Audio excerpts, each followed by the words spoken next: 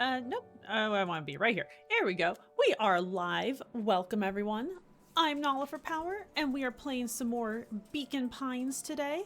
I hope everyone's having a good stream so far. Guns, hello! And Bison, thank you so much for the resub. How are you doing? I hope your Monday's going well. Yeah! And, okay, so I'm gonna try a new widget today at the end of stream. Streamlabs has this thing where you can have like a roll credits at the end of stream, and it shows all like the follows and like resubs and stuff. And so hopefully that works, and hopefully that shows up, and that'll be super exciting because I figured it was high time I got some sort of stream ending thing, and that's when I discovered that. Ooh, camera shake. Yeah, I hope everyone's doing well. Definitely had a long weekend, but a good one. Yeah, Friday, I donated blood, which made me very sleepy. And then Saturday, I had to work over... Well, I didn't have to. I chose to work overtime, but I had to be in the office at 7 a.m. So that was no fun. So I was very sleepy that day. And then Sunday was an attempt to build a platform for an incoming hot tub, which is very exciting. But we still got to work on that. And so now we are here. And it is Monday, and we have hot cocoa. And, oh, I had D&D. D&D was good, and I painted my nails during D&D. They're so fall. Hot tub stream. If there is, I will wear a onesie in the hot tub and then die of overheating in 20 minutes. Yeah. Let's just get into it. I have my hot cocoa with me, and then I also have water prepped because I have to read a lot of dialogue, and my throat is probably going to hurt before too long. Okay, so we are in Beacon Pines, and it's going to let me switch to a controller. No, thank you. It was being really picky about the controller earlier. Okay. Wait. Okay. We are going to hang out with Rollo at the treehouse.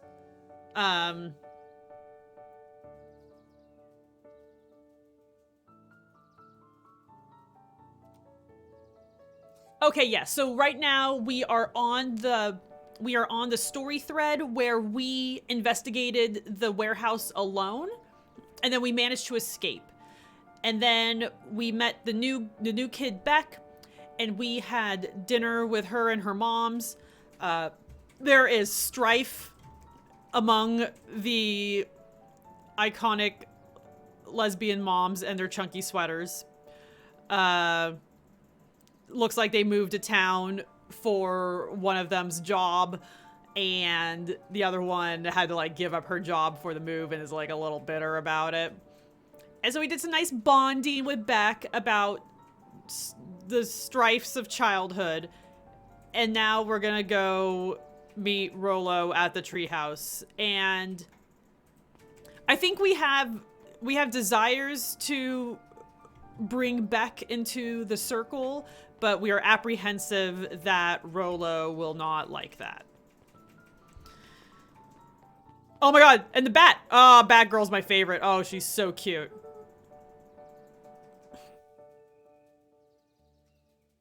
Dawn, tracking down a lead. I heard a juicy new rumor. Turns out, when Sharper Valentine died, he left behind a peculiar last will and testament. Peculiar how? He just didn't give his kids the inheritance. There were conditions. The document stipulated that Eris had to take on a child as her ward. Oh, that's weird. Oh, I don't like that. God, rich people are fucking weird, man. A kid our age who just showed up to town one night with a lawyer. Solomon? So Eris was forced to take care of him. She lost everything. How long do you guys want to hear me make that voice? Why would Sharper care so much about some random kid? Rumor has it, all Sharper sold some wild oats. Aw, poor Solomon. How did you find all this out? A good reporter never reveals her source, Luca. God.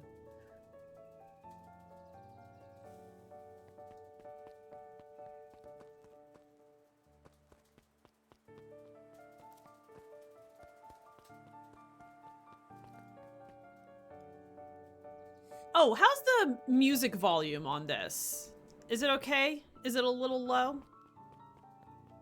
I don't think I checked last time, and I know each game is different.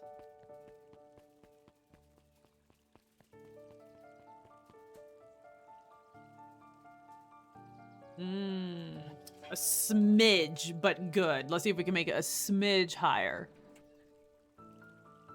How's that? Is that a good smidge, or is that too loud? Because the music in this game is really pretty. I would hate for people to miss it.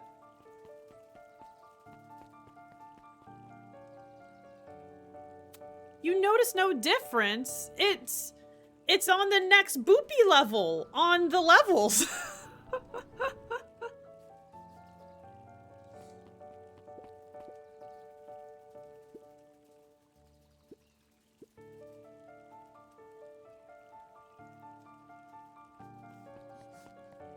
Sounds good.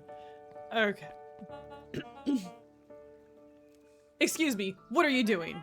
Oh, it's Brian David Gilbert. Just locking up for the night, sir. Wonderful. I can only assume this means all festival preparations have been completed ahead of schedule.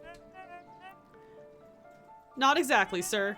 The storm set us back a bit, and it's getting late, so we all decided to... You all... decided? I was unaware that your job involved deciding things. We are all here at Perennial Harvest because we believe in creating a better future, yes? Do you want to be the one to tell this town that we failed them?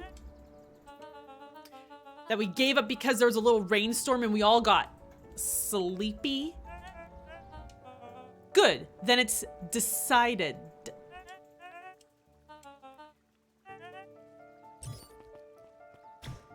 What a meanie.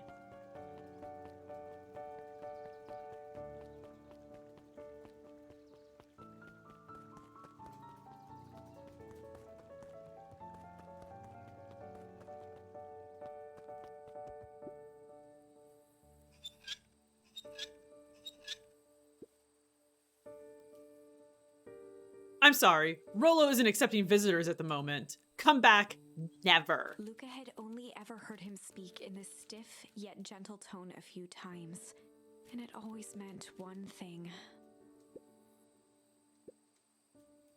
You're upset. Oh, what makes you say that? Dude, oh, there's a lot of strife right now. Maybe because my best friend abandoned me for no reason. I didn't abandon you. I'm just a little late. Rolo scoffed. The rain held me up. Liar. You weren't even home. What? The storm got bad and I got worried, so I went looking for you. Imagine my surprise when I made it to your house and you weren't there. I'm not a fool, Luca. It doesn't take all day to deliver some jam. That storm rolled in out of nowhere, and I got stuck after dinner at Beck's. Stumbled on his words, knowing he'd said too much. Beck? Dinner?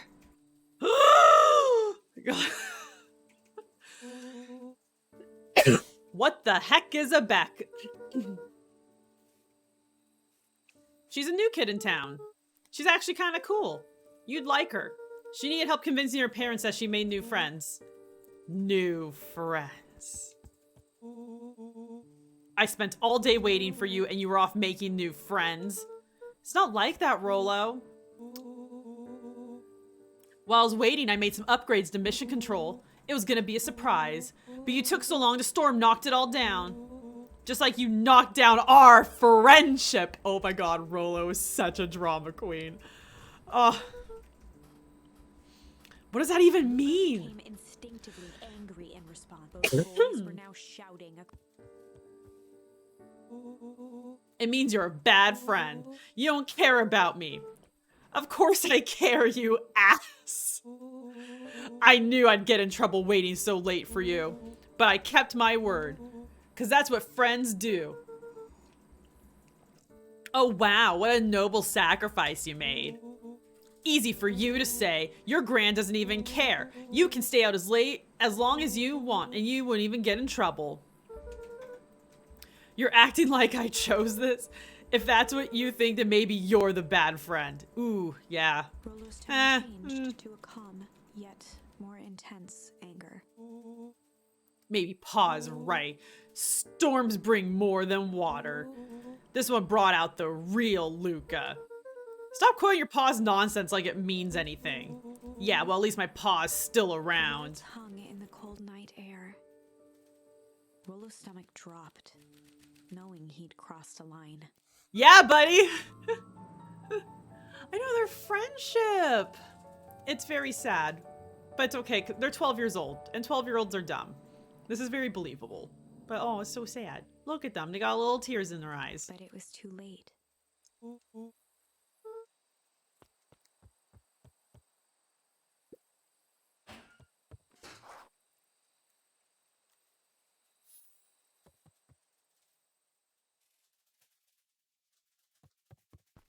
Oh man, what do we even do now? Thank you, Streamlabs, thank you. Luca dug through his old stuff, not even sure what he was looking for.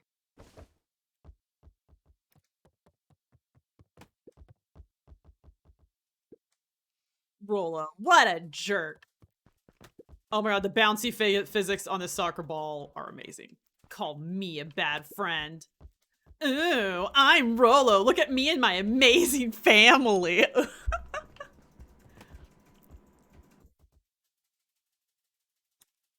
What? Did my chat, did stream just go kaput? Why is it saying welcome to the chat room again? No? No, we're... Okay. I'm just so scared of the internet dropping out.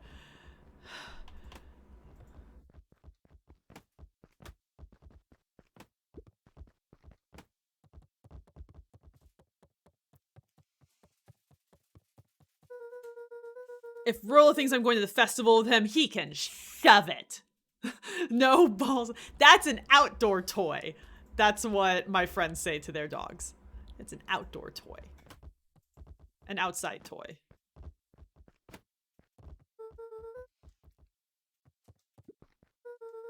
I guess I'm just never supposed to make new friends.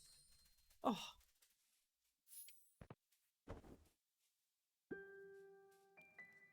Luca? Gran cooed gently from the hallway. Aww. You slept straight through breakfast. Luca, are you alright? I'm fine. Just don't feel like getting up yet. Okay, I'll leave this oatmeal by the door. I've got to run out and take care of some things. I'll be back later to check in. Luca just wanted to be alone. He waited to hear the sound of the front door closing.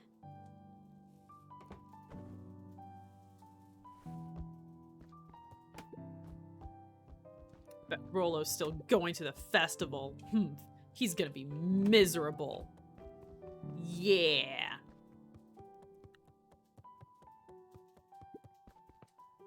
Luca dozed off again. Oh, I wanted to see if I could leave the room. Okay. I thought he... So you didn't eat your oatmeal. Wasn't hungry. Well, just in case you get hungry, I'll leave a sandwich here too. Rolo came by. What'd he say? He wanted to talk to you. What did you say? I told him you weren't feeling well. Good. So, your plan is to just sit in your room all day? Pretty much. Well, I need to pop away again for a minute. If you decide to end your pity party and go outside, I think it'd do you some good. Lucas still couldn't bring himself to go out. Besides, if he ran into Rollo, he'd have to actually confront the situation. Oh, we can't have that.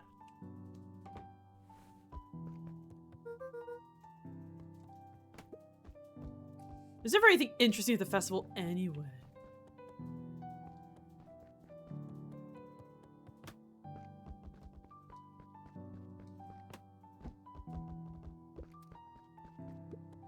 The Adventures of Hank Atomic. The complete first volume. Carefully opened the cover and began to read. Rollo had received it for his birthday. A special hardcover edition with behind-the-scenes commentary and bonus art. Ooh. Rollo cherished it, but asked that Luca keep it at his house. Luca wasn't sure if it was because Rollo didn't trust himself with it, didn't trust his sister around it, or just wanted an excuse to come hang out at Luca's more often. Oh! Go. Whatever the reason, Luca didn't mind. But it had stayed right there where Rollo had stashed it ever since. Now, at the foot of his bed, Luca lost himself in the pages. He'd read it all before, but at this moment, it somehow felt sentimental. He was well into issue number 5 when he heard soft footsteps from the hallway. Luca, another little friend came to see you. A girl named Beck Modewell. She said you met yesterday? What did she say? Is she here? She was just dropping by. I told her you weren't taking visitors today. Oh. She seems nice. Yeah. You had a fight with Rollo, didn't you? Can I come in? Maybe later. All right, then. I'll leave dinner on the kitchen table in case you want a bite before bedtime. Without realizing it, Luca had pouted away the entire afternoon. He once again felt the weight of it all and allowed his weary eyes to close. Luca stood in a vast black expanse. He looked up at his father standing beside him. Walt was working a straw at the bottom of a fountain glass, trying to collect the last bits of milkshake. Dad, where are we? Taking a final loud gurgling sip, his father peered up from the glass. He jangled the straw playfully with a warm smile, then lifted the empty glass as if to point into the darkness. The source? Luca's eyes followed his father's gesture. In an instant, he was sitting in front of a blazing campfire. Across from him sat a large figure in a yellow hazmat suit. The figure's voice was a scratchy echo. Not gonna lie, I wish there were some visuals to go with this. Like, these could be, like, cutscenes instead of narration. Or at least, like, some visuals to go with the narration, but that's okay. Voice acting's cheaper, I guess. It's fine. Well, if it isn't the man of the hour, make yourself comfortable. Luca held his shivering hands over the flame to warm himself. It doesn't work that way here. Their yellow-gloved hand pointed to the base of the flame. It's a cold flame. See? Luca peered at the base of the fire. It wasn't wood that was burning. It was Beacon Pines itself. Dun dun dun! Tiny buildings, freezing and crumbling as they were consumed by flame. Luca could see small shadows moving. People.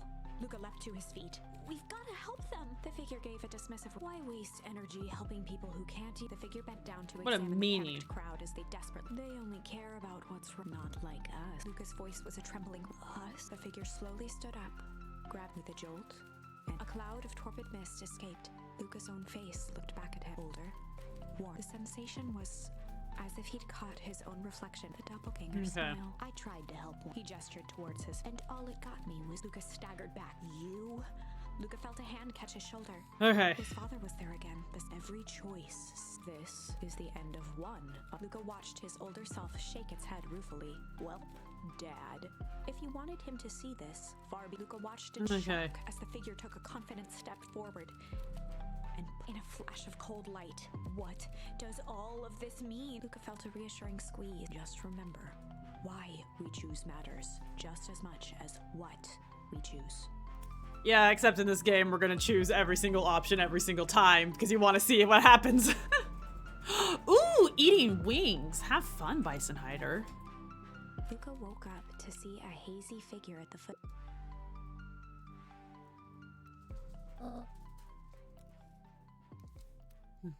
No, dear. It's only Gran. Luca rubbed his eyes.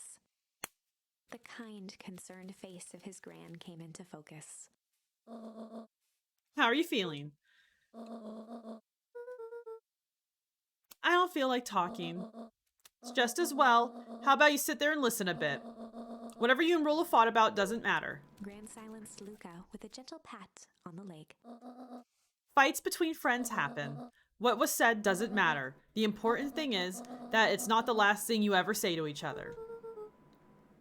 But he said stuff about Dad. Well, do you think he meant it? No. He was just mad. And did you mean any of the things you said to him? No. Good. One must appreciate friends in their best moments and accept them in their worst. Oh.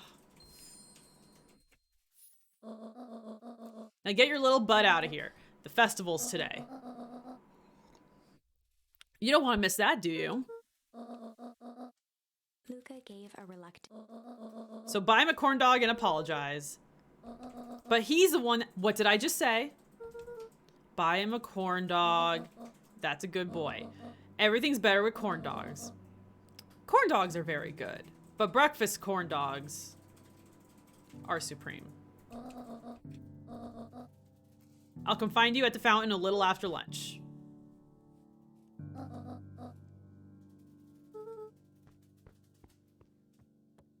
Luca took a deep breath. Chapter 6. Through thick and thin. Despite Luca's bitterness, Gran was right. He needed to hash things out with Rolo. A big fight changes the nature of a friendship. Whether, in the end, it is for the better or for the worse, all comes down to understanding. If one is not careful, the same familiarity that builds the strongest of bonds can become the wrecking ball that shatters them. Luca emerged from seclusion, taking in the crisp festival air, but the events of the day weren't on his mind. He had to find Rolo.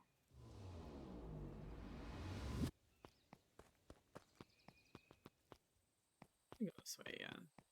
So this is just to. Okay, so this is just to the grave.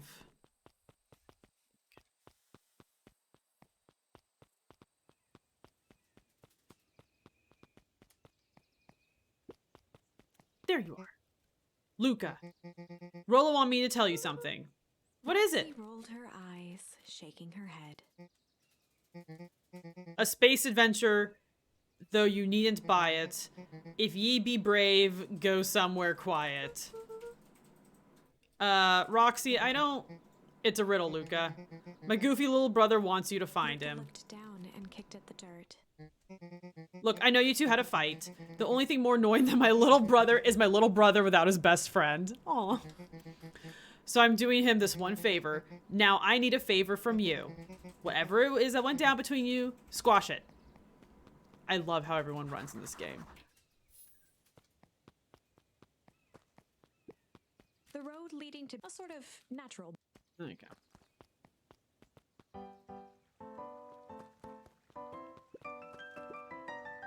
How goes the beetle hunt? Pretty rotten. I haven't seen so much as a exuve. And it's not just the beetles. This morning I can't find any critters at all. It's like everything that buzzes or skitters just packed up and left. I'm sure they're out there somewhere. It's like the bug catchers in Pokemon, like in the first levels. I love the bug catchers. They have some of the funniest lines. They're just absolutely delightful. Maybe all the commotion of the festival just spooked them.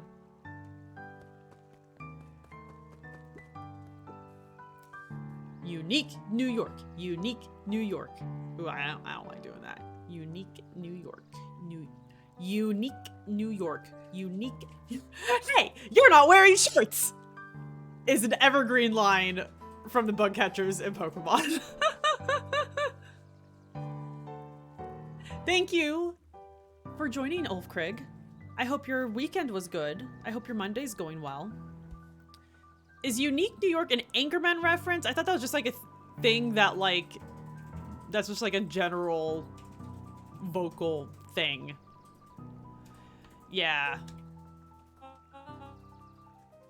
Oh, don't mind me. Just warming up for my big ceremony speech. I bet it does happen in Anchorman. Mr. Kerr pointed to his grinning. You nervous? Oh, heavens no. Wait, what'd you say? Give me a grip on the gift of the sock? What? What?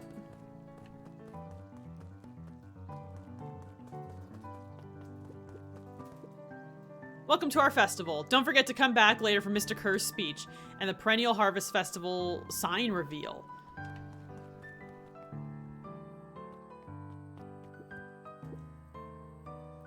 Did you hear? After Mr. Kerr gives his big speech, they're gonna have the first annual Biggest Catch competition. As long as a boot qualifies as a catch, I'm a shoo-in. Ho!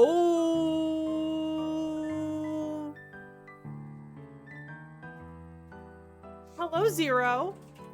Hello, Raiders. Brandon, hello. How's it going? And Zen. And Souls, tell me your crime. Arker the Great, welcome. Oh my goodness. Arker the Great, thank you so much for the follow earlier today. And Aina and Makilla. Oh man, everyone, hello. Oh man, for anyone new, I'm Nala for Power. I am a variety streamer. I really like indie games and like FromSoft games. I also do some retro games. We just played Majora's Mask and Earthbound on stream.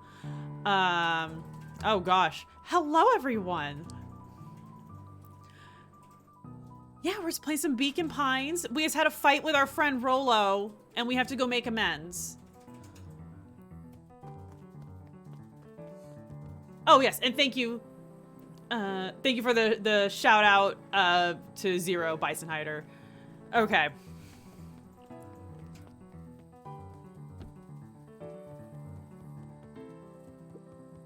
This isn't the quiet place to see our friend? Well, we're looking cool on a couch. Beacon Pines is really delightful. It's got really great music. For people who aren't familiar, it's very like choose your own adventure, Goosebumps type story. Souls. Another month. Nala 4 Plove. Souls, thank you so much for the resub. Marmalade even came to say hi. Oh, hello. This is Marmalade. She is my dog. She is big. She is a cow. So yeah, very Goosebumpsy type game. And like it's a thing where like there's a mystery in town and like there's a bunch of like branching paths and you like find different like actions and words that you can put in to like get different results and different branching paths and stuff.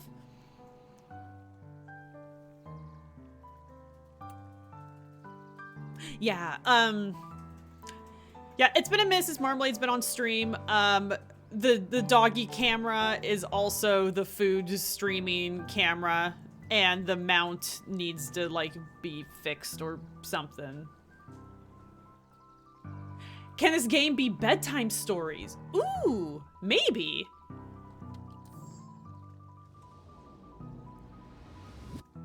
If they ever like either them or some like talented person on Etsy ever made like a little storybook of this, I think that would do very well. I mean, it's a little spooky, but like when you're like a slightly older kid and you want to like read spooky stories before bed or something. Okay, if you said A Quiet Place, that has me thinking Dad's grave. No? Are we going in the woods somewhere? That seems dangerous. Okay. Little boy got turned into a horrible monster. The end. It's NALAAAA. NALAA for power. I can't say my name. NALAAA. NALAAA. Yeah, and so I guess for anyone who hasn't seen this game yet, so we've got a couple different branching paths already. We are playing as Luca. We are 12 years old. Father passed away when we were 6. Mom has recently gone missing. We live in the small town of Beacon Pines, which is like overseen by the Valentine family. And there is an old warehouse that's supposed to be abandoned, but there are spoopy hijinks going on. And we like found a body there and like something's afoot with the Valentines and whatnot in town. Dude, Chucky, hello. How's it going? And then we talk to everyone because we are hoping to unlock super secret fancy words that get us cool things. That is my hope, at least.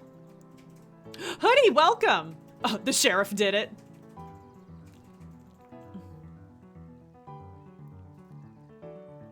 Your mind was lost to your allergies? Oh, that's unfortunate. Allergies are no fun. The sheriff did it. Oh, in a midnight mass. He did not do it. I like Mr. Sheriff Coley. I know that's not the character's name. It's the actor's name, but yes. Okay. Perennial Harvest, I don't know who they think they're impressing with this ridiculous festival.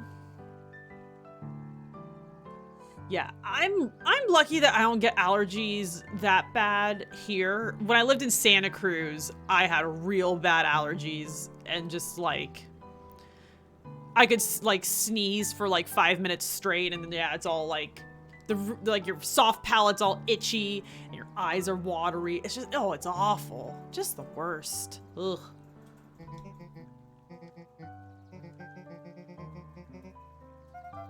Harvest looks like it's gonna be worse than last year's. The lemonade at the drink stand over there does look pretty tasty. I'm still gonna be mad at them. I was rather be mad to be some delicious lemon. Oh gosh, they're like the woke teenagers who are like, we're not gonna stand up, we're not gonna support this festival. And her friend's like, I really want some lemonade though. And she's like, girl, you can't get the capitalist lemonade. And she's like, but I really want the capitalist lemonade. Souls is also a UCSC grad. I'm a UCSC grad. Go banana slugs. Yeah. Oh my gosh, that's so funny. I'm 2015. BRB. Alright. Okay. So Homegirl is going to forego her duties and get a capitalist lemonade. Oh, another thing that happened in this game. So we know there's hijinks going on at the warehouse. We also found some mysterious goo where like they like put a branch in the goo and it got a bunch of flowers, but then they all immediately died. And then like some of the goo got on their friend's face and like made it like kind of deformed. So there's bad goo. Oh, also you can do this. Ladies.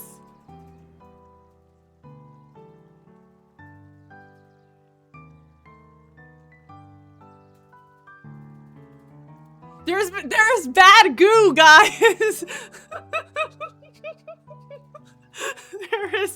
I will show you. There is evil goo. Also, so like you look at this game, right? And like it's a harvest festival and like and we're wearing a cozy sweater.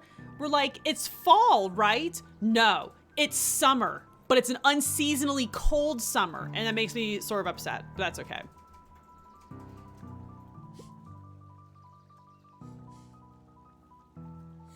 Oh my gosh. There's weird goo in Evil Within 2. Oh, excellent. Jeff was staring into the distance with... Hey Jeff, everything all right?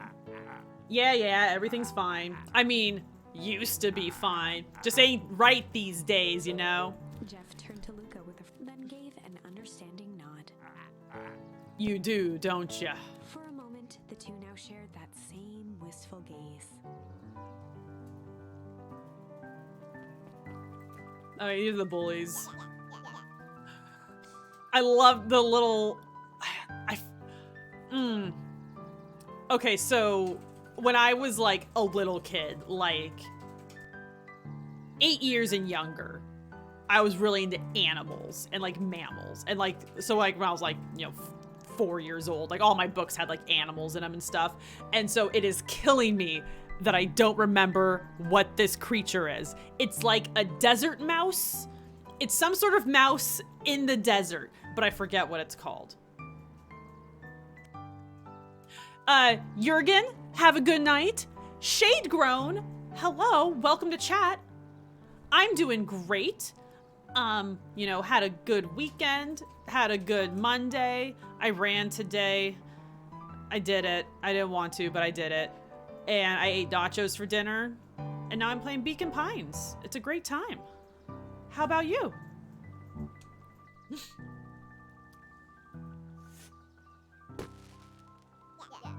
Yeah. I love his little sounds. It's so funny. And then this is the red panda that looks exactly like Brian David Gilbert. And it's gonna kill me every single time. A Jaroba. Ooh. Oh gosh, I don't know where my phone is. Okay. Well, we have to Google this, everyone. Okay, what's a Jaroba?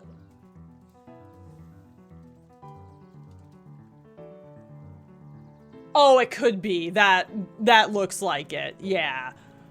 Oh. Or is there also something called like a kangaroo mouse?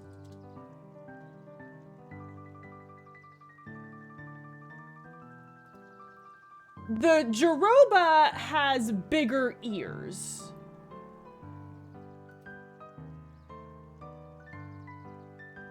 Yeah.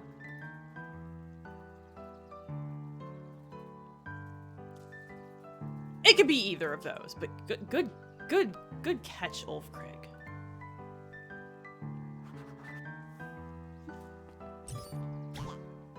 Yeah.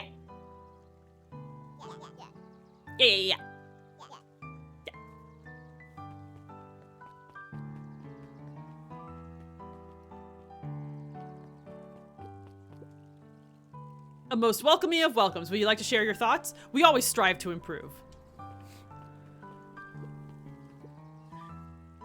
This is the first time I've seen this many smiling faces since the foul harvest. I've had my doubts about perennial harvest, but I must admit, they do put on a nice party. Oh man, this girl's just like always reading. You ate good foods and stuff? What food did you eat? I love talking about food. I'll talk about food all day. Piper, you're actually taking a break from studying. I wanted to see what all the festival fuss was about. But I can't help but notice. You still brought your backpack full of books. Luca, backpacks can carry a lot more than just books. It's true. So what you got in there?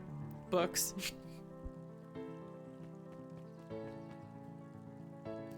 Oh my god, I'm going to start keeping a liquor cabinet down here. Oh my goodness. BRB, everyone. I'll leave the pretty picture.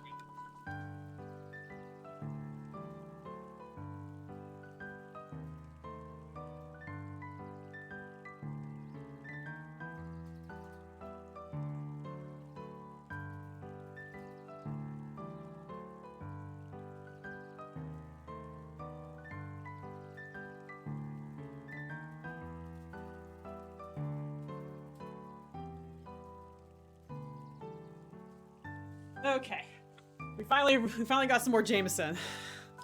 So, do a shot of Jameson.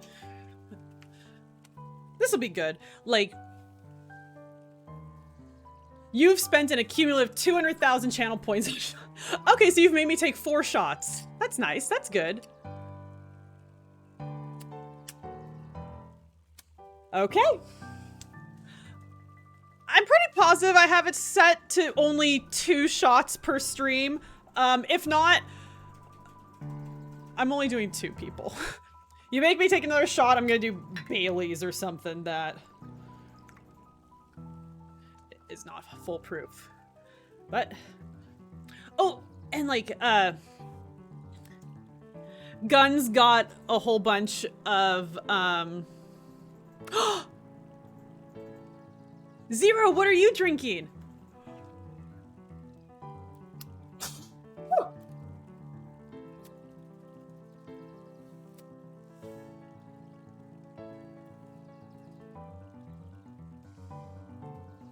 Coconut rum or crown apple? Ooh! Ooh, do the crown apple.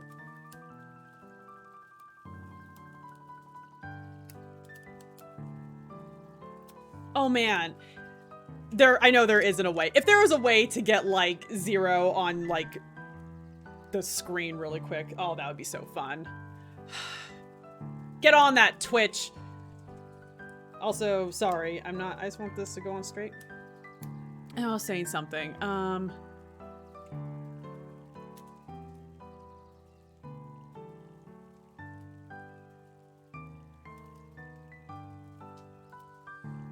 I was just gonna say, so this could be good, because I will probably start doing some, I was talking about the shot glass, that's it.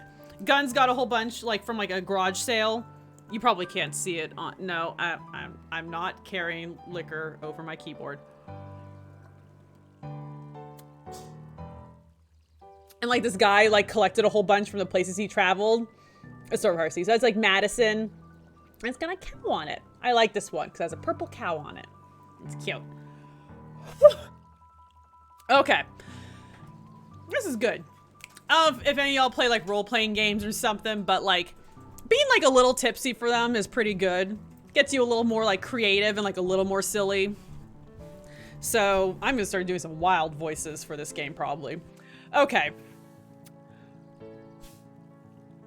That is 2 shots of Jameson back to back. Let's go talk to Sad Sack Mayor. Happy Monday indeed. Danny DeVito voice. Oh god, I can't do Danny DeVito voice. What is it? I start blasting. I'm the garbage man. I throw trash all over the, he's a trash man. The trash man. And then I start eating garbage. Is Danny DeVito not, is his voice different than Frank Reynolds?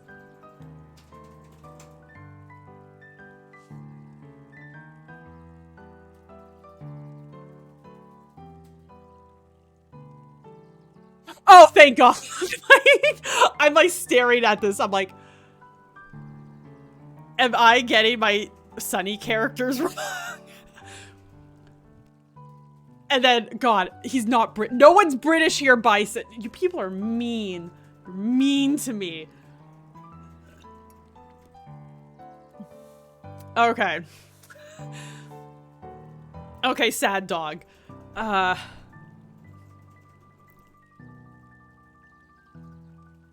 Ooh, I like, who's the other dog though? Oh, her hair is so long. She's like an Afghan. I don't think anyone noticed. Okay, good. Now will you tell me what you needed it for? Oh, I totally missed that. It was a favor for an enemy of my enemy. This isn't going to harm Mr. Kerr, is it? All you need to know is that it's for the good of the family. That's suspicious. Just talk about that.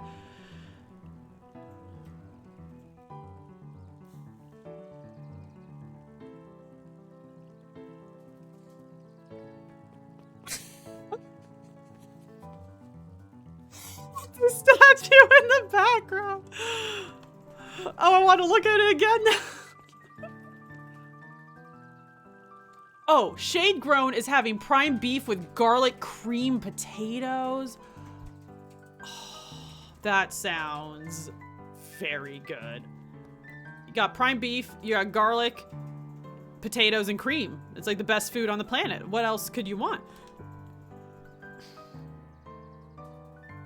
Luca, Did you know that Beacon Pines is actually unincorporated? Oh, that's fun. A lot of people don't know that. Wow, yeah, I didn't know. What's that mean? It means most public works are handled internally. We do all the pipelines, the water treatment, building regulations. Backs away slowly. Wow, that's so interesting. Census taking, emergency services. We got a lot of unincorporated areas around here. We got a lot of farmland. Hey, Luca. So you're done at the library? Huh? Griffin no. looked away suspiciously. Nothing at all. Bitch, you want me? Oh, Rolo wants me to meet him at the library. Okay.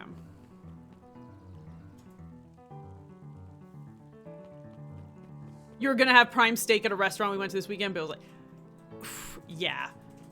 Steaks are usually really expensive, and like, steak is like the primo example of a thing where like, if you can make it at home, you can make it very well, and like, it's easy, and just like, yeah, a quarter of the cost.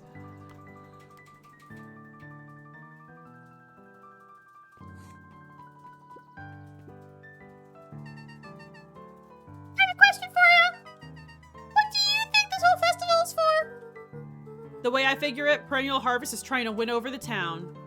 Like a bribe, but with balloons. Go! I like where your head's at! This bat character is my favorite. She is the cutest thing on the planet, and I love her. Her cute little outfit is iconic. Except the only thing, so like she has like a bow tied around what I can only assume is like the tuft like inside her ear. Like, you know, like how like your cat and stuff, like they have like little fuzzies in their ear. And that seems uncomfortable to me, but it's still very cute. Suit differs too, until I eavesdropped on a couple of gossipy clipboards. What if I told you this whole thing is really a special shindig for a super secret guest of honor? You think the bow is just on the hat? Oh, that's likely. That makes more sense. She, instead of tying a bow on her ear tufts. A special guest? Who? Not that deep yet, but whoever it is, PH thinks they're a big deal.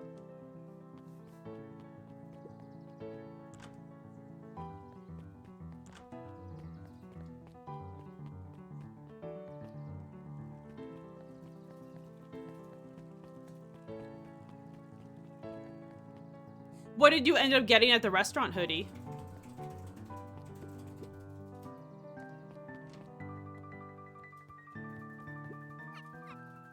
Hey, Luca. Eyes lit with I've been expecting you. Bravo on deciphering the first riddle. Oh, skillet mac and cheese.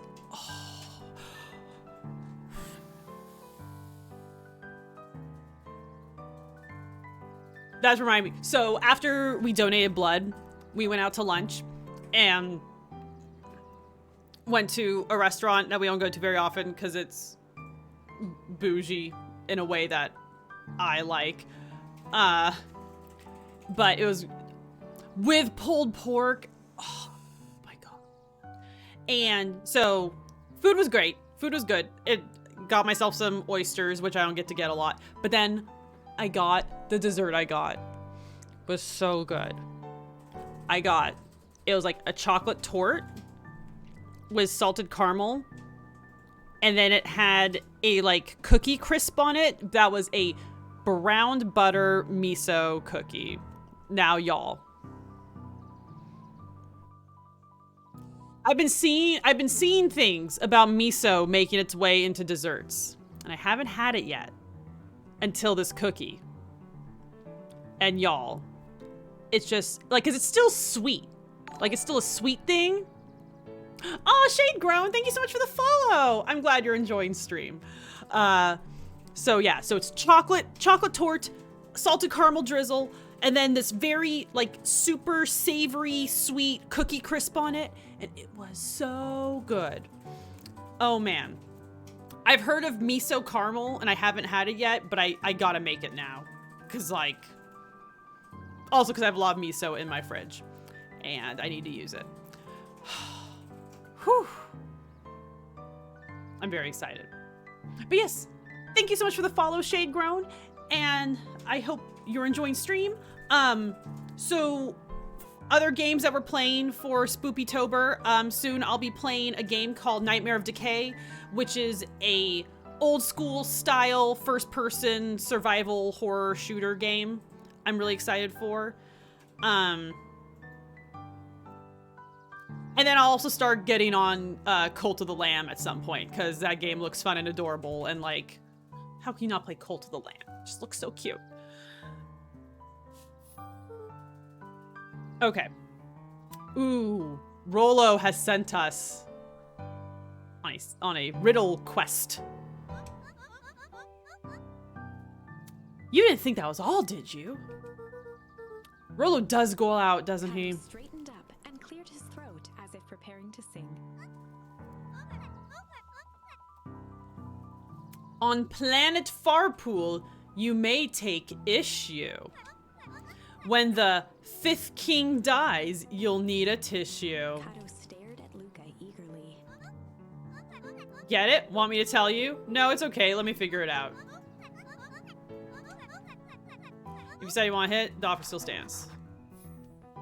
Okay, so we need an issue of a comic. Luca grabbed The Adventures of Hank Atomic, issue number 5, from the shelf.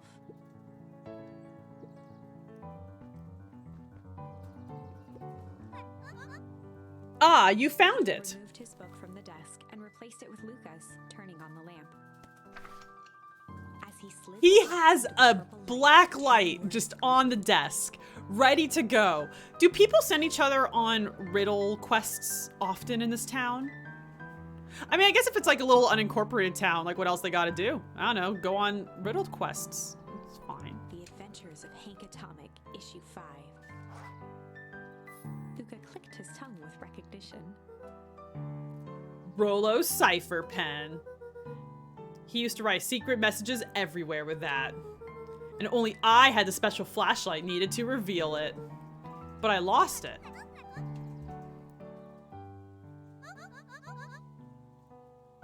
He traded Jeff for this light bulb. Parted with his entire Halloween candy stash. That is... What? Wait, how old was that candy stash? It's summertime. Okay. Oh, Rolo. Let's see. Kato began flipping through the pages, stopping when he hit a glowing word. Get away with such a grift. He continued flipping. Grift in grub cart. Reaching the end of the book, Kato... Grift in grub cart.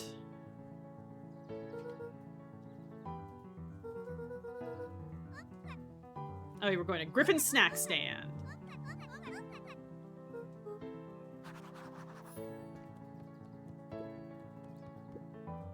Hey, Jace. Still working through the newest Hank Atomic? You know it. Some fascinating canon towards the end. Did you know Hank Atomic's shrink array doesn't technically shrink stuff? It uses inverse quantum particle decay to literally grow the entire universe around an object, leaving that object unaltered, so it looks like shrunk compared to everything else. That's wild. But Jace, no spoilers, please. My goodness.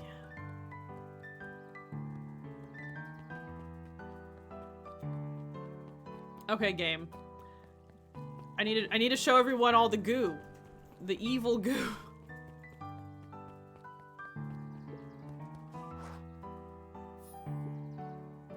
Hey, Griffin. Did Rolo come? Could finish his sentence. Griffin handed him a corn dog. That's it?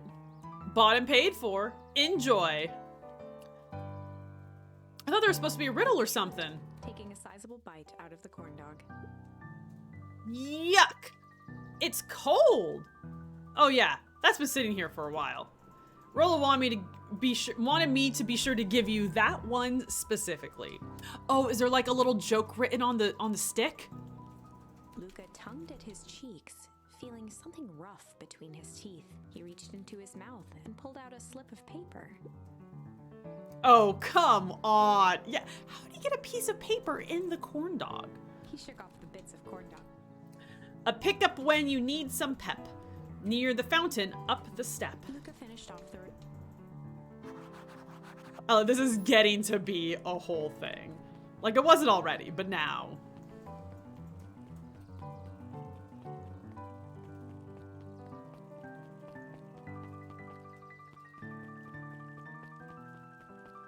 Up these steps?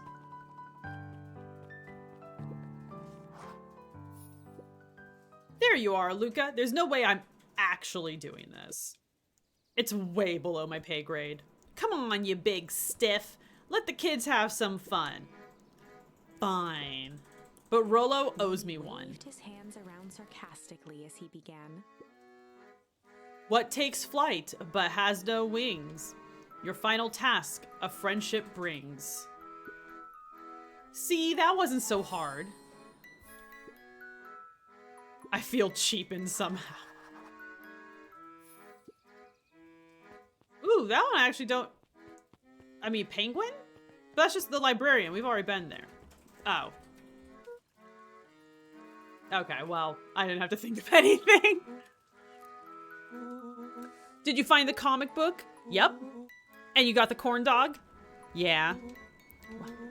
I know it doesn't make up for what I said, but here, you've earned this. Rolo sheepishly handed Luca the balloons.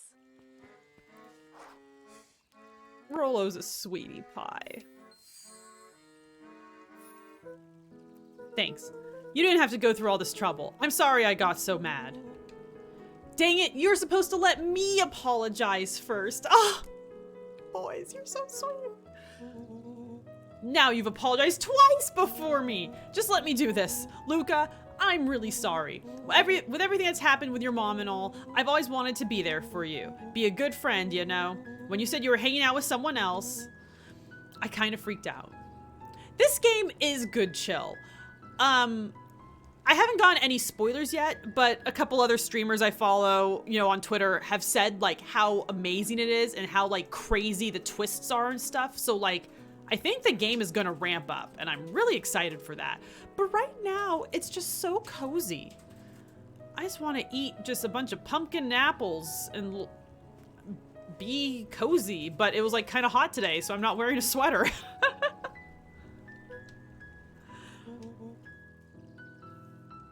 Still my turn. Oh gosh, Tangle.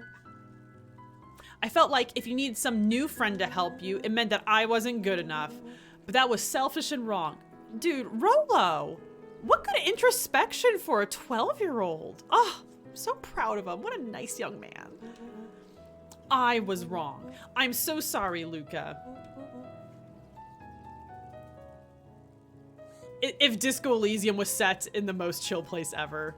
Yes. Oh, man. Did y'all see the news about Disco Elysium?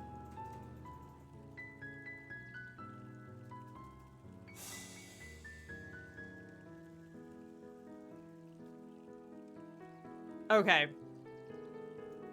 So, just if y'all are not familiar. So Disco Elysium is a, like, it's a narrative game like this, but like it's so much more. It's like a very like grim, technically cyberpunk setting, but it's like not high technology setting. And it's a lot of dialogue options like this. It's the best game ever. It's so good. It's amazing. And the developers, so the main developers have left the company.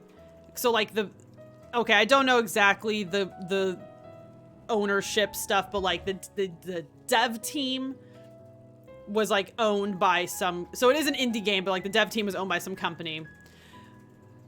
And that company, like, I don't know, treated them bad. I don't know. They're not happy anymore. So all the main devs left that. And this main company most likely owns the rights to Disco Elysium, so we probably won't get another Disco Elysium game from the creators of the game. And I guess Amazon has the rights to make a Disco Elysium show. I hope it'll be good. I don't know. But anyhow, the devs left, and it's very sad. Vampy! Hello! I hope you are doing well. I hope your weekend was good. Can we get a shout out for Vampy? If you're not following Vampy already, you should. She's playing a lot of Cult of the Lamb and other fun, wonderful games, and you should check her out because she's delightful. Oh man, this is not the end of stream, Vampy. I'm still playing. I'm just talking a lot right now. Chat had me take 2 shots, so that's how we're operating the rest of stream. It's Monday. It's great. Okay. And dude, Zero, how was your crown shot? Was it delicious? I hope so. Yeah, I have my like chat can you can buy a shot with channel points, but I have it pretty high and I also have it capped, but like just a couple people who have been around for a long time have a lot of channel points, so they get to inflict that on me, so that's good.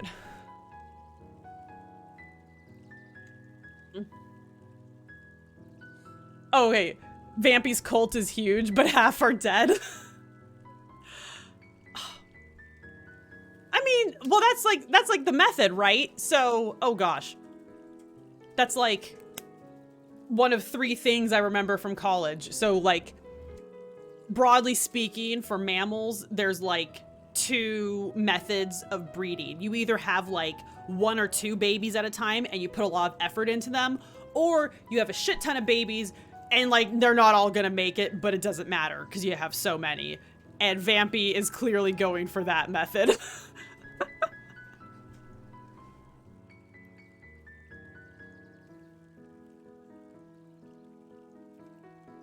Oh, you can die of old age in Cult of the Lamb? How interesting. I guess just to make sure like they don't like stick around too long. That's funny.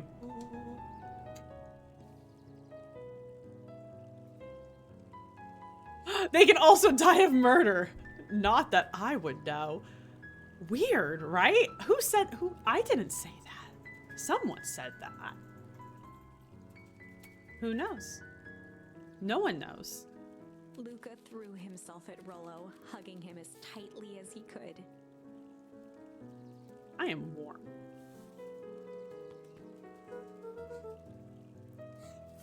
I don't deserve you. I don't deserve you either. That's why we deserve each other. So, what else do you want to do today? We could snoop around and find some info about your mom. Snoop where? We could probably sneak into Perennial Harvest HQ while everyone's at the festival. Aren't you curious about all the stuff those clipboards write down? Oh my god, we could be Snoop Dogg! I love it, Chucky. We're gonna go snooping.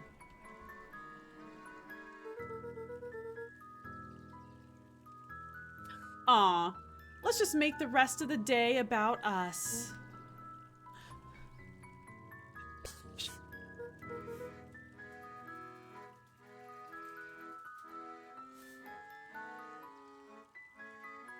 A weird looking dog. Pepe is the ugliest dog on the planet. I have been wanting to get some work done on the MCDC at Mission Control. The aim is a bit unpredictable. Wait, are we gonna make like an actual weapon? So there was an earlier storyline where like there's like a cannon on the top of our treehouse, but then like it just has like a little toy in it and does nothing, and then you get overrun by baddies and you die. But now I'm wondering if are the children going to make a gun in this game? If this turns into a bloodbath a la Doki Doki. Dude, Vampy, this game is so cute. I love the way they walk. They are so bouncy. It's amazing. Just go bloop, bloop, bloop, bloop, bloop. And just... I wish I had half as much energy to be able to walk as bouncy as they do. It's so cute. Okay, I ran into your gran this morning. She asked me to give you this. Luca an unopened letter. I'll wait for you inside if you want to read it now. Luca, some things are going to happen that might be difficult for you to understand. Grandma? What? If I am honest, I hardly understand them myself. But whatever happens, I need you to know that I love you. I do not like this letter. That is vague and weird. And she's like, no matter what happens, just know that I love. She's gonna get executed. Like, that's what you write when you're like not coming back. Is she gonna die? Is she going to? Grandma? What? None of this is fair to you. You have already lost so much. We both have. I wish there was a simpler way forward. But if there is, I haven't thought of it. Granny definitely got in too deep with the mob. God knows I've tried. Everything I've done, I did for you. Like, this is the kind of letter that, like... I'm trying to think of a better example. But, like, somebody sort of, like, Wolf of Wall Street, or, like, Catch Me If You Can, you know? Where, like, any of those movies where you're, like, following the con man. But then, like, they're in too deep in their own con. But, like, whoever, like, their loved one is, they're like, just know I love you. And, like, don't explain anything and, like, give them $1 million and, like, disappear from the world. I hope someday you can accept that. Love, Gran. Luca folded the paper into his pocket and headed up the ladder.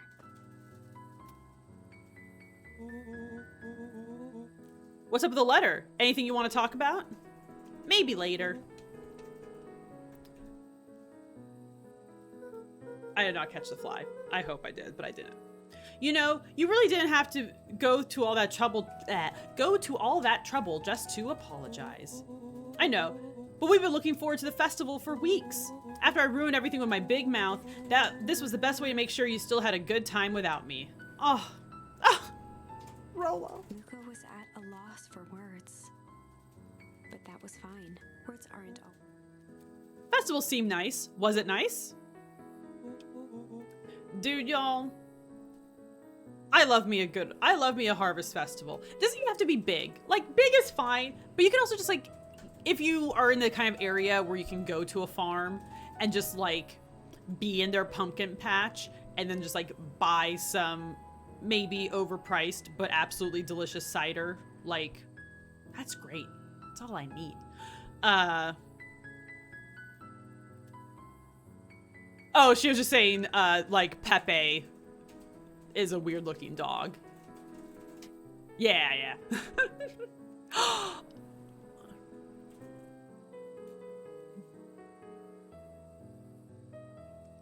Freddy Krueger? The old one? Wait, do you mean, are you talking about, like, Friday the 13th? I haven't actually seen a Friday the 13th movie. But we are doing, so this Wednesday, we're going to Mean Girls Trivia. And, not to toot my own horn, but I'm the reigning champion of Mean Girls Trivia. And also, like, it's one movie. There's only so many questions you can ask. But, so there's the scene where, Janice and Damien are watching a horror movie before Lindsay Lohan comes in after the Halloween party. And the movie they're watching is Friday the 13th.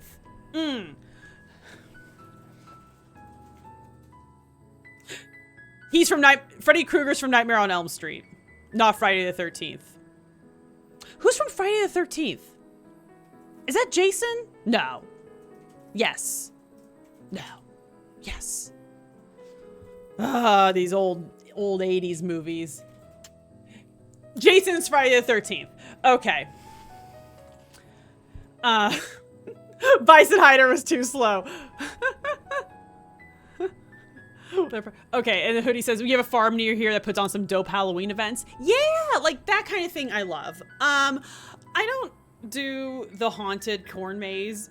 I did it once, and I almost dug my fingers through Guns' arms because I was so scared.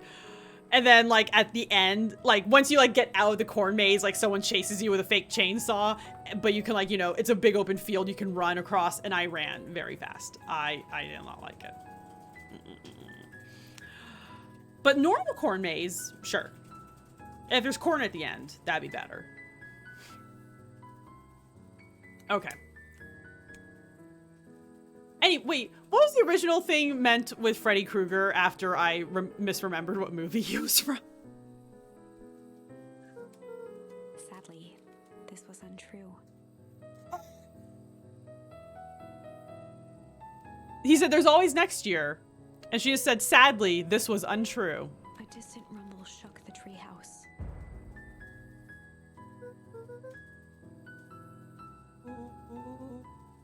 Oh man, we missed the fireworks. It was not fireworks. Freddy's just cool. Yeah.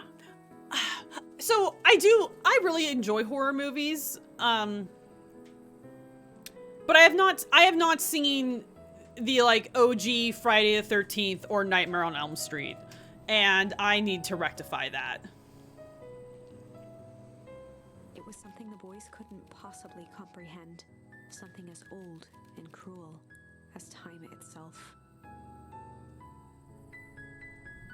So I didn't even, but my 2 movies on the docket this Halloween or October are Achievement Unlocked, The Big Chill.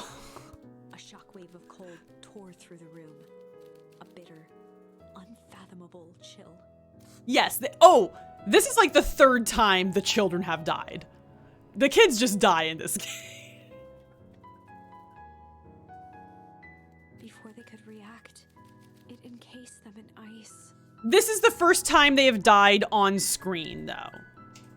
Usually it's a tasteful cutaway. 2 boys, reunited by friendship, only to be cruelly separated by a malevolence beyond reason.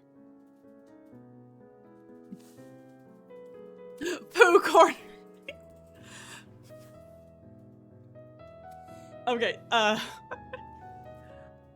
oh man. And so, our story ends on this melancholy scene. Alright, so what Guns is referencing is, so my parents visited last week, and we were talking, and I had like this very like, or no, it wasn't this deep memory. Well, okay. Just a wild tangent about Winnie the Pooh. Okay, so there's a YouTube channel called Defunct Land that likes to talk about like defunct amusement park rides, and then he also has a whole series on old Disney like TV shows. And one of those was Pooh Corner, which is a hilarious name. And it was like it was live action and like humans in like Winnie the Pooh like character like costumes on like a costume like just like a cute little like play set, but they're like adults in costume like teaching you how to count, and how there was like an episode on like how to like don't talk to strangers, or like how to not get kidnapped by like trusted adults. And it's like the show is considered like lost to time. Like there's no recording, like there's no like official archive or recording of it. So the only way that we know about the show is like just from like people who had like VHS recordings or something, you know, like coming together as a community and archiving it. And we had a couple episodes on VHS, and I was like, asked my mom if she still had those VHSs because we could like maybe contribute to history, but she doesn't. So 1 or 2 episodes of Pooh Corner might be lost to time forever. The same goes for the live action Dumbo show and the live action Alice in Wonderland show. both of which are real and both of which I had like 1 or 2 episodes recorded on a VHS of. And just like lost to time. Okay, I'm going to BRB real quick just to get more water. I'm not even going to throw up the screen just because I want to be quick, but I just need to make sure I have water because I'm talking a lot. Be right back.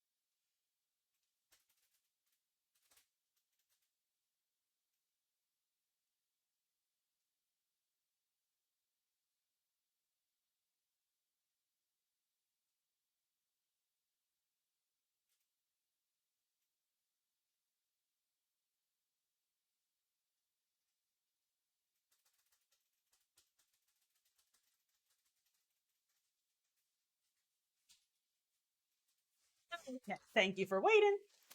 Wait, it's like the movie Kazam starring Sinbad that never existed. Oh, was that on Reddit recently? Where like people have like a collective memory of this movie, but it never happened or something? That is wild. What? Okay, so I didn't really look through that thread because it wasn't relevant to me. But like, is it like was there a similar movie starring Sinbad or something? That's so funny.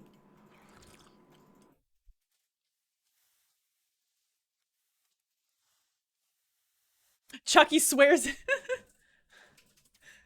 and Sinbad denied it for ages because he was ashamed of the movie.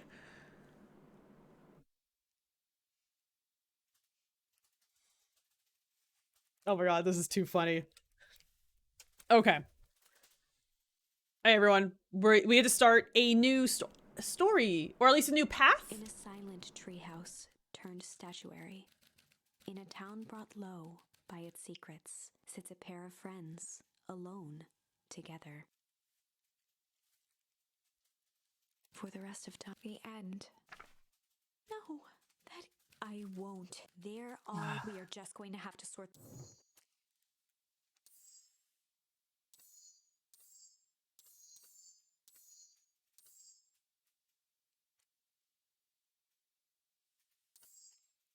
Okay. Ooh, okay. So we're gonna go back to the story point where so there's a whole bunch of so they call them the clipboards. The red panda that looks like Brian David Gilbert. They're the clipboards, and there's like a whole bunch of them at the base of the treehouse. And the last time we tried to fight, and Hella died. So this time we're gonna try flight and see what happens.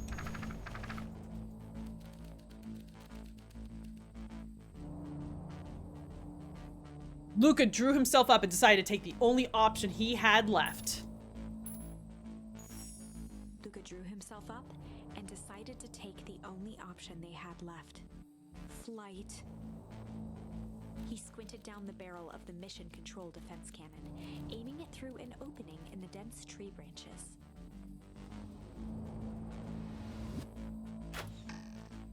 He looked up with surprise as it struck true and taut.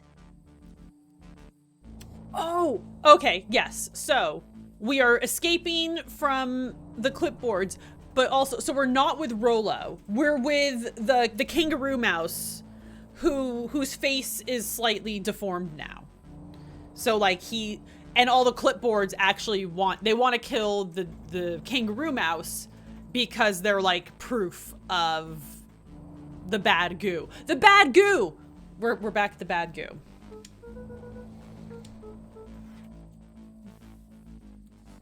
Mr. Kerr, we'd love to hear your thoughts, but I'm afraid we have places to be. Come on, Iggy. Oh, Luca's so sassy. Look, I know it's just like, it's supposed to be like deer coloring, but like, he's got extreme eye makeup on. And he just that. Luca's sassy. See ya, jerks.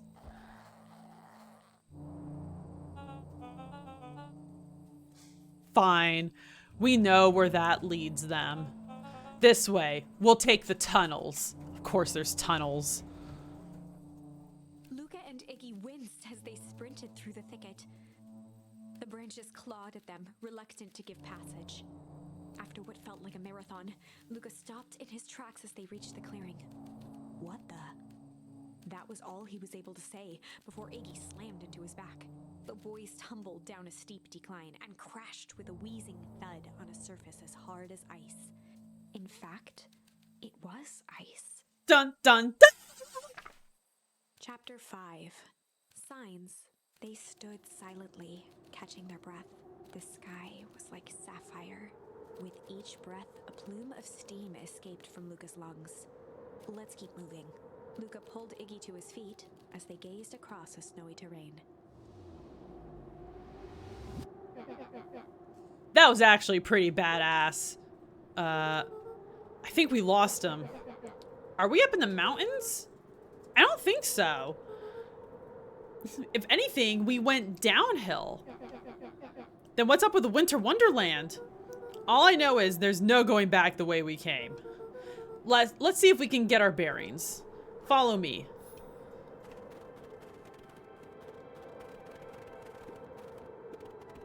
A disc of smooth metal was lightly covered in snow. Oh, Iggy's coat is very good.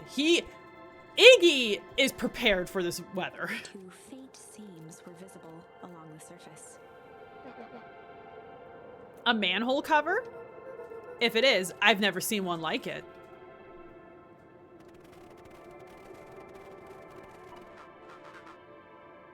So that looked like the where our house used to be, and this looks like where our father's grave used to be. Or is. Luca had almost forgotten the walkie-talkie he was carrying. It's that bozo Kerr. I hope nothing bad has happened to you out in those woods. Luca looked at Iggy with hesitation. You need to be rude. With a resigned sigh, Luca responded. Seems like the only dangerous thing in the woods is you. He speaks, the young man of the hour. Now, how in tarnation did you end up with one of our radios? Just lucky, I guess. Boy howdy, you Van Horns are full of surprises, aren't you? I love me a sassy southern villain. And I'm sorry I cannot do the accent justice. You knew my parents? I never had the honor of meeting your father, but your mom sure was a handful. Luca winced, shoving the walkie-talkie back into his pocket.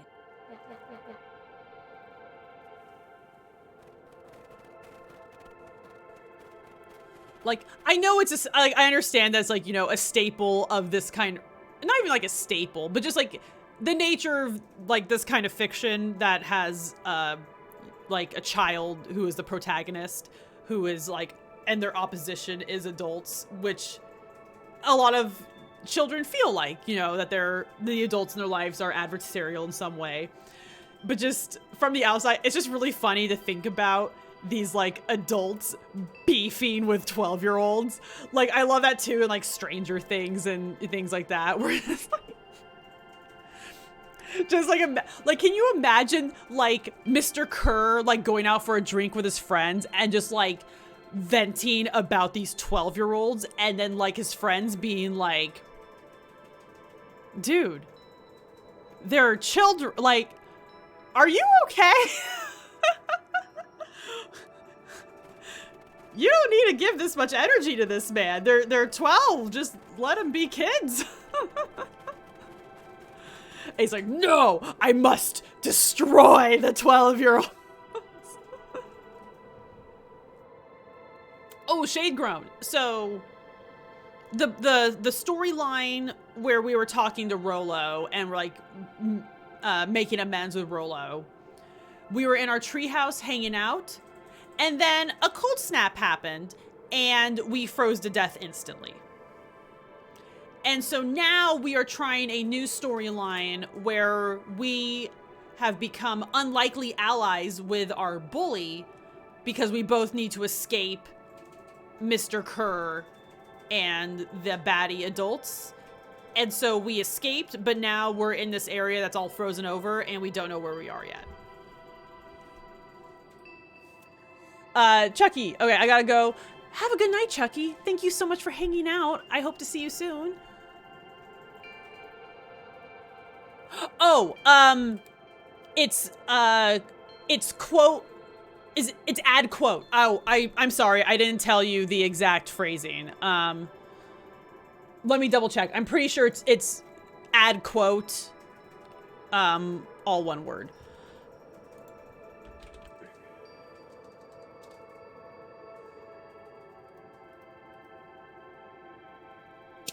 Excellent. Yes. Yes. I should put that in the banner.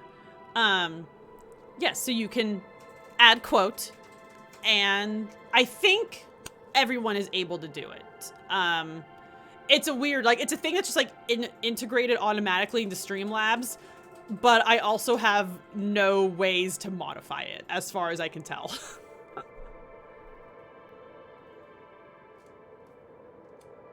Oh, sitting just above 258 Kelvin. Down a bit from last time. Should we report this to Mr. Kerr? Meh. Still within safe ranges.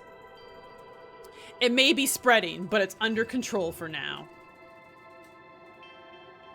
Even a small nudge in the equilibrium could cause a cascade. Dude, relax. Just a few more sites to hit before we can punch out. Let's get this over with. I must destroy the 12-year-old. Okay, yeah. So that was hella our house and our dad's grave, and they're gonzo. Hard to say with all this snow. I think it's a town sign. I can almost make out the letters under there. What town could this even be? There couldn't be another town this deep into Weepwood. You know, the most innocently named of woods.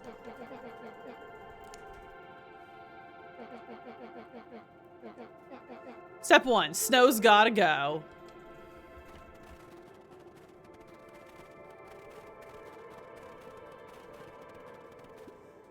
In situations such as these, I find it best to chuck stuff first and ask questions second. Okay, so you want me to chuck stuff.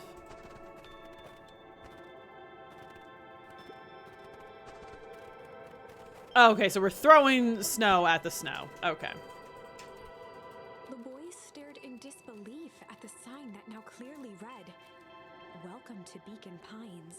Dun, dun, dun. This doesn't make any sense. We're in Beacon Pines? How's that possible? We ran away from town. How did we get back here? Where did all this snow come from? It's been colder than normal lately. There's a pretty big difference between sweater weather and this Arctic hellscape. The puddle we fought at before. It was cold too. Maybe all this leads to its source. You think it's related? What the hell is going on? We're gonna get you some answers. Let's keep moving.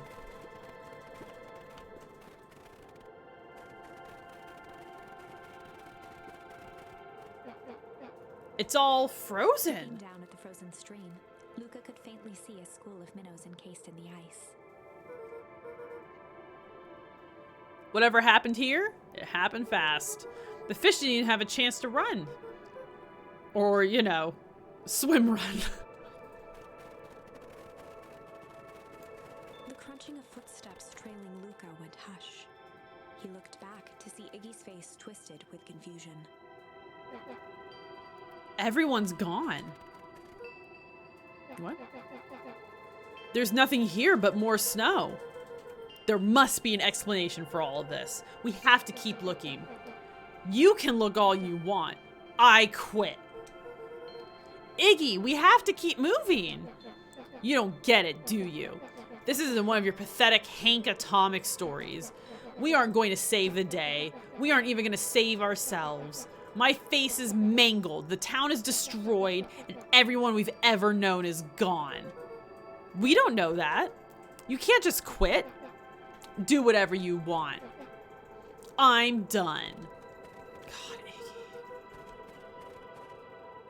Luca peered upward at the darkening sky. He let out a long, foggy breath. Go save. Faintly, Iggy began to cry. Seeing Iggy in such a pathetic state gave Luca a sense of compassion and more than a little guilt. It is getting pretty late, I think. Probably not a great idea to stumble around in the dark anyway. Luca allowed himself to collapse next to Iggy. Let's just rest for a bit. The boys huddled together for warmth and comfort. If not for exhaustion, their minds would be racing, trying to make sense of the events of the day. As it was, all they had energy for was to sit in silence, numb.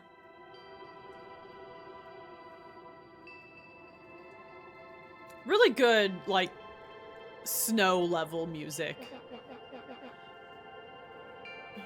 The way the snow covered everything over, it's kind of calming. I really like that when we get snow.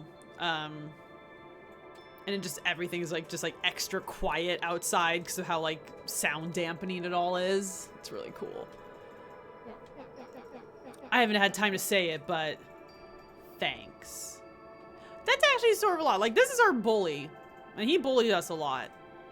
So, yeah, that's neat. He's saying thanks for getting us away from those creeps. I sorta froze up back there. I should be the one apologizing. This all happened because I lost my temper. That's bull hockey. First of all, you didn't know what that gunk would do. You didn't, right? Of course not. And second, stop with this baloney about losing your temper. But I did lose my temper. Motioned sarcastically. Oh, that's exactly what you should have done. Oh man. Guys, we've solved bullying.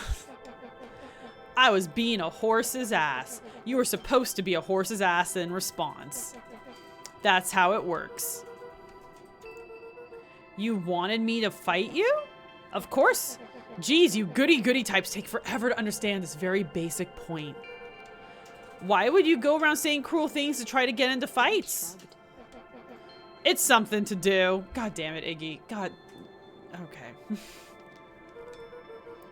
You're an asshole because you're bored?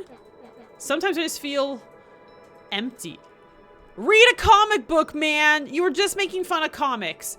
Go read a comic. Oh my god, these people.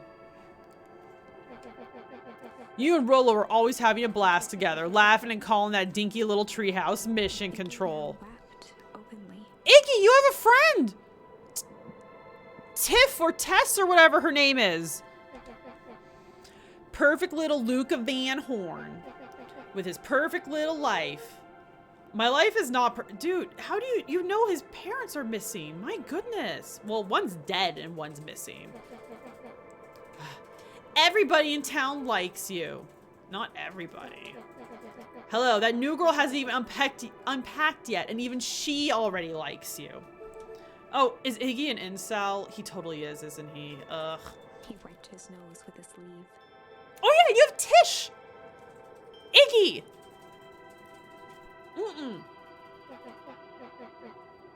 I love Tish. Tish is great. But she ain't exactly the world's greatest conversationalist, you know. Luca gave a warm chuckle. I get that Iggy impression. cleared his throat as he wiped his eye. It must be raining out here. Iggy arched into a wide.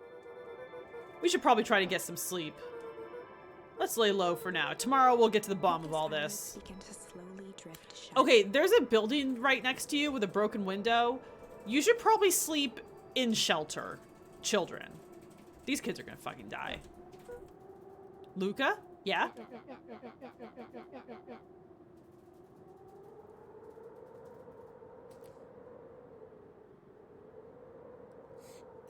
Playing Heroes of the Storm. Oh, did you just play as Nova?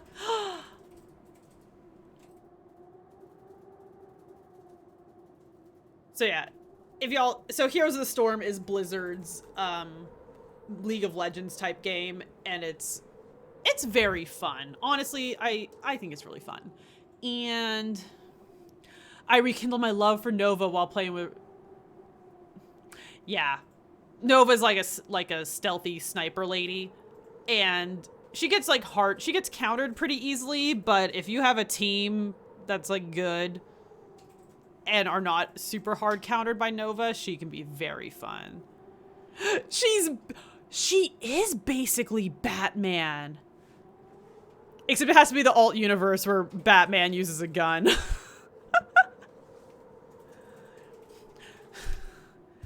Permanent brain damage doesn't count as death, but I won't use a gun because they killed my mom and pa.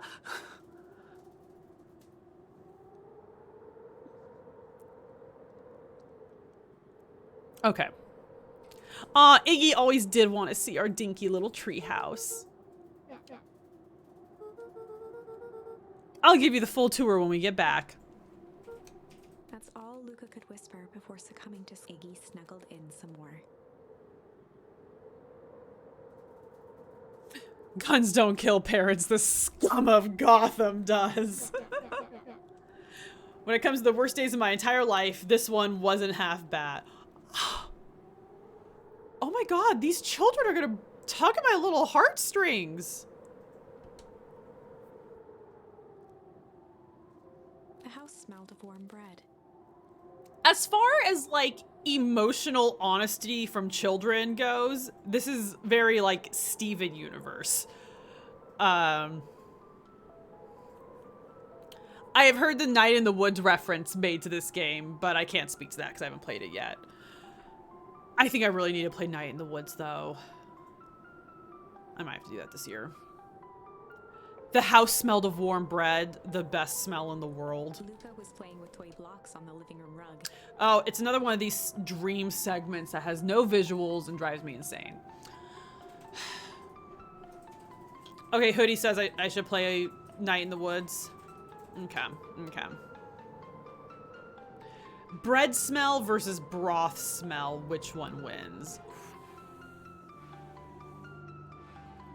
Bread, because it is more forbidden fruit. He looked up to see his parents on the couch. His mother held his father's head in her lap. She idly stroked his hair while humming a song. Yeah. So we make our own broth. Like whenever we're chopping vegetables or anything, we save the scraps in a bag in the freezer. And that's the same goes for like particularly like chicken bones and things like that. And then once we get a couple bags of that, we put it in a stock pot and simmer it for 2 days straight and make a whole bunch of stock. And it's insane. It's very good. A voice behind Luca spoke. This is how you remember them, huh? Luca turned to see his own face. The doppelganger from his dreams, still clad in a yellow hazmat suit, still carrying a look of disdain behind empty eyes. Aww, look at this perfectly cozy scene. You know it wasn't really like this. Oh, shit. The figure picked up a toy block and inspected it. It's amazing the facades that one can build given the right materials. Ooh, do some beef ribs so we can get all the bones from it. Yeah. That's a good emote. I like it. Not that I blame us. These are a child's memories, all warm and fuzzy. You don't remember, do you? Lucas snatched the block from the figure's yellow-gloved hand. Remember what? The doppelganger pointed to the couch. The last day we saw him alive. The day he chose to abandon us. I'm sure our father died of, like, a disease. Okay. Luca turned to look at his father, still lounging on the couch. That's not true. He didn't abandon us. The doppelganger waved his hand dismissively. Everything is true here. It's just a matter of what we choose to see. Let me show you. The world flickered and pulsed. Luca was sitting next to his bed, listening to his heartbeat with one of his dad's stethoscopes. The doppelganger limped into the room. No, we both know that's not how this went. He grabbed Luca's hand and guided the stethoscope to the floor. Luca heard muffled shouting, brought close by the stethoscope. It was his parents, fighting. Do you remember what we did next? Luca gave a slow nod and crept down the hall to peek through the banister. He could see the outline of his mother at the bottom of the stairs. Damn it, Walt. We can't afford to get involved in this. She was scared. His father stepped forward. What am I supposed to do? Just watch? There's a sickness in this town, and we both know who's behind it.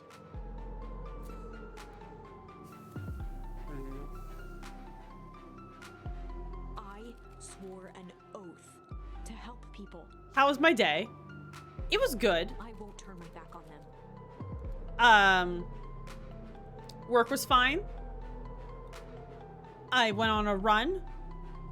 Run was okay. I had to stop once, which is annoying. But my calves, my shins are starting to flare up pretty bad, so I'd probably take a break tomorrow. I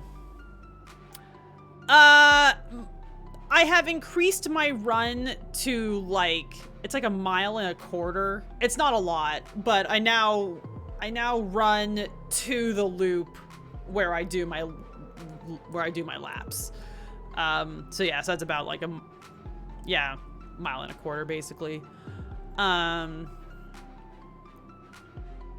it's going pretty good. It's pretty nice that it's not super hot anymore.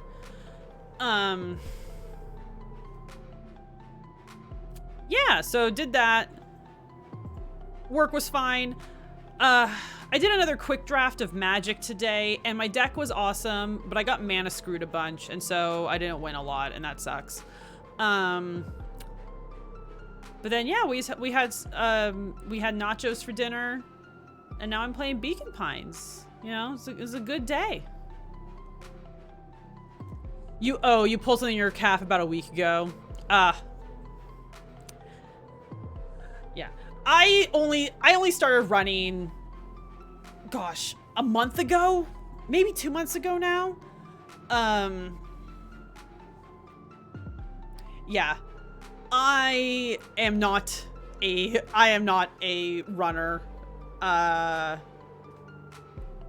guess I've been doing it for a while now, but like yeah, a lot of my friends can run like several miles, and I just can't see myself doing that.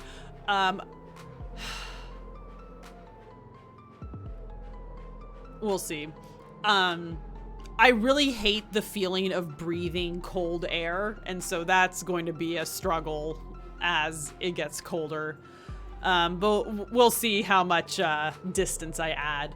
So the place where I do my run is like, it's very downhill, so running there is really easy, but I am contemplating eventually attempting to run back, but that's all uphill, so that's really hard, but I'm thinking about it.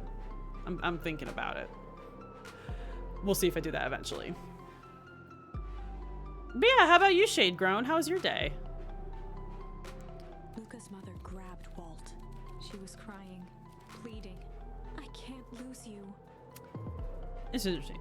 So I thought our dad just like died of disease, but it sounds like he died like standing up to like the perennial harvest or something.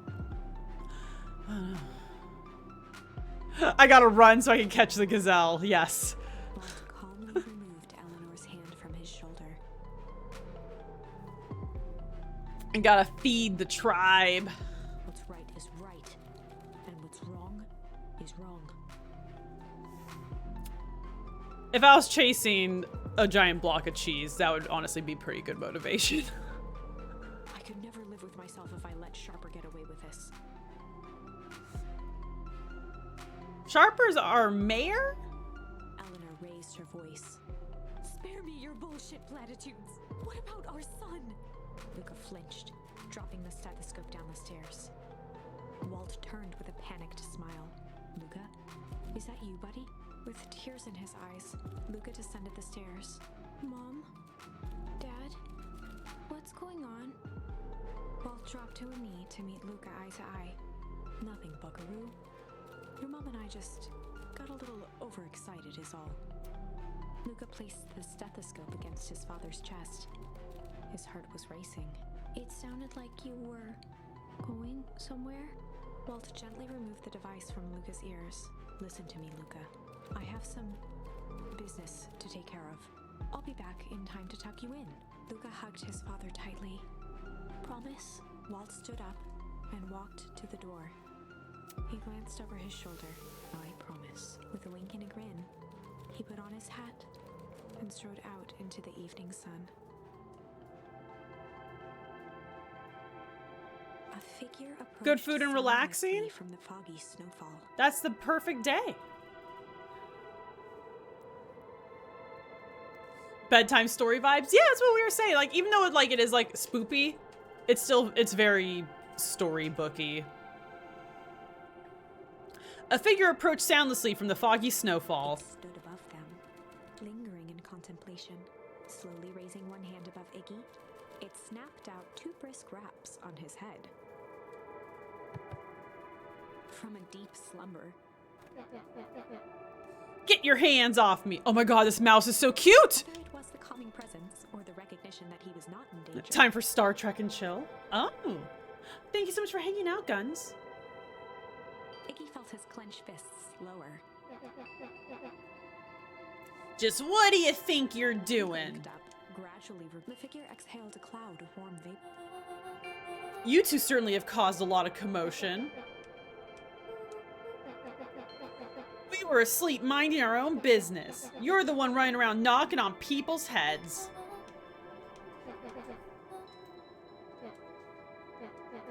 Oh, I see.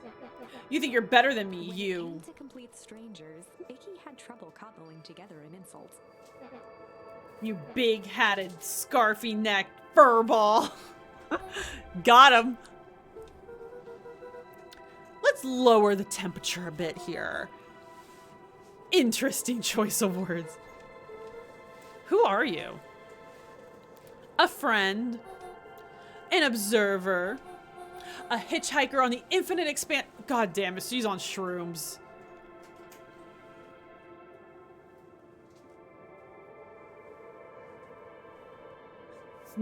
It's not even Sunday. If you must call me something, you can call me Nat. She's definitely on shrooms. Iggy huffed with gratification. How about you make like a gnat and buzz off? Nice one, Iggy. Nat began to turn away indifferently.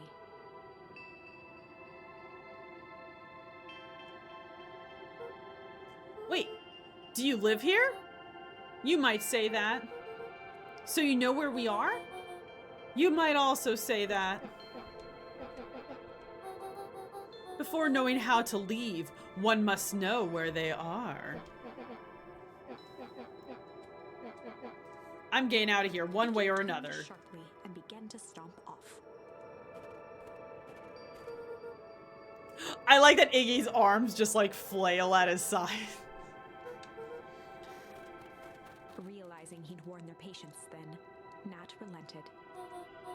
Very well, I suppose this isn't the time for metaphors. I'll show you how to get back Luca and home. Iggy turned around with hope in their eyes.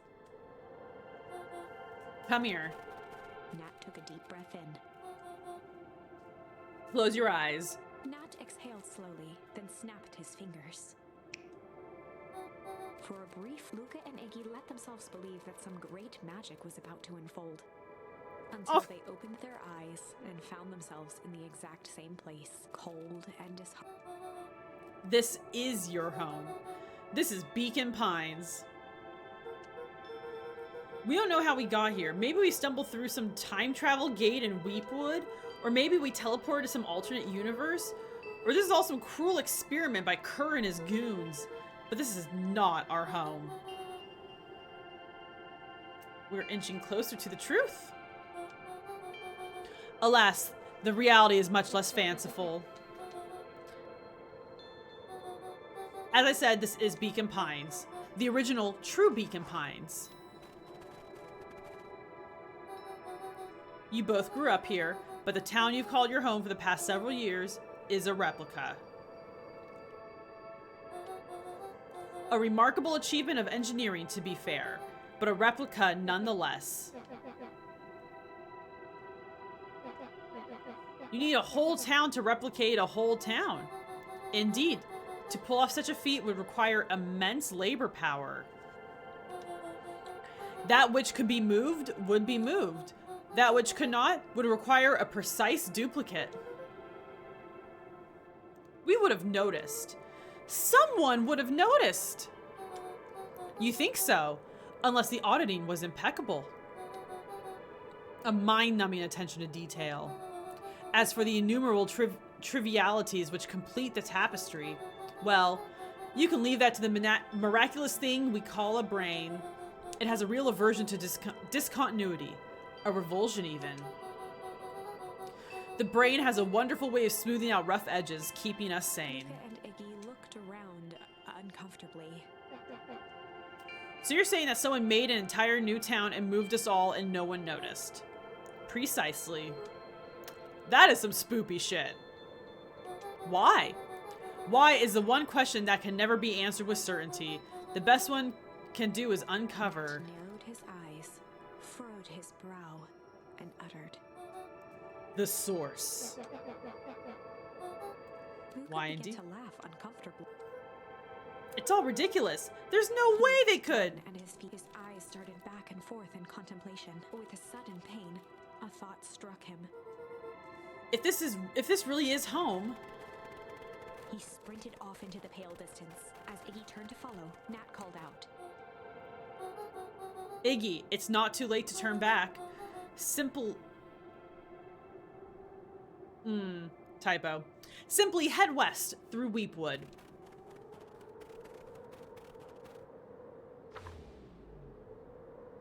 Chapter 6. Where do we go from here, indeed? The source. Nat expressed his sympathy with a shrug and sauntered off as unassumingly as he'd arrived. He'd given Luca and Iggy what they needed, and nothing more. As Luca sprinted across the snow, the events of the past few days became clearer, pieces to a larger puzzle. Rollo said he was underground somewhere, captured. Mr. Kerr tried to cover it up with lies. The clipboards were hell-bent on capturing Iggy. It all seemed to point to perennial harvest, but right now, there was one thing that Luca needed to know. Luca stopped dead in his tracks. The tree was gone, uprooted and moved, leaving a raw gash in the earth. He dropped to his knees and dug wildly at the cold snow. His numb hands hit something hard, a headstone. A dry whisper escaped Luca's lips. This time I thought I was visiting you, but you've been here, alone, in the snow. Dad, I'm so sorry.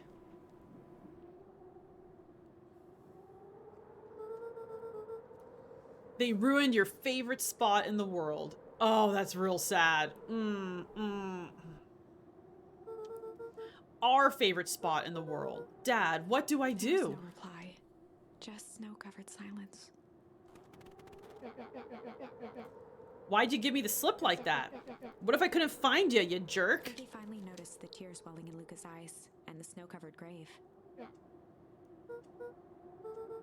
They stole his tree, Iggy. Suddenly, Big he heard the oof. crunch of approaching footsteps in the snow.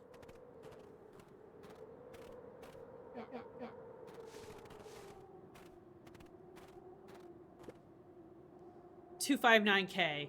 Fall off distance still good. Dude, did you hear me? I said 259. Sorry. You ever think about what we did here? Are we the baddies? We saved a whole town of people. Doesn't feel like it sometimes. What about everything we left behind? That's the grave of someone with a family. The people who love them will never know the truth. The truth is overrated. To scoop up a snowball and lobbed it playfully. Don't be such a downer, dude. We took the job to change the world. Almost lunchtime.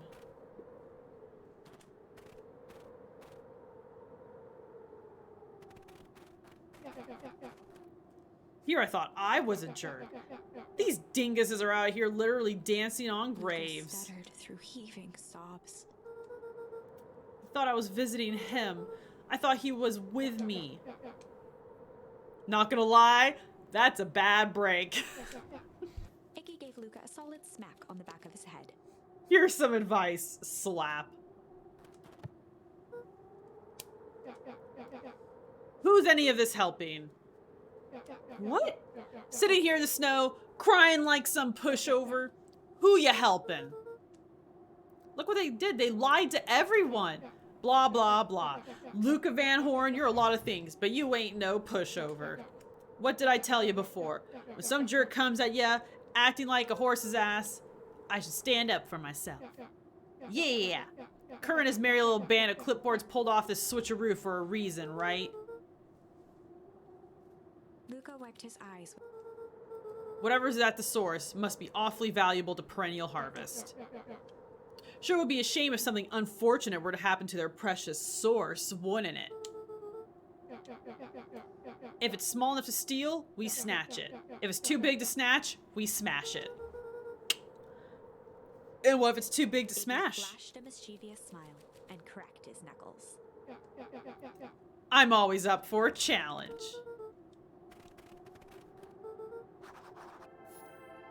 Okay. Dude, let's fucking go. It can get awful cold out here in these woods, Luca. Have a good night, Hoodie. Thank you so much for hanging out. Yomez, welcome. How's it going? Probably best you two stay put and conserve your energy.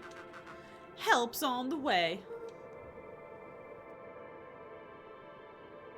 Yeah, Zero rated us. He is delightful. So we got a bunch of new delightful friends today, and it is awesome. Where's Rolo? Where's my mom? Did you kill her?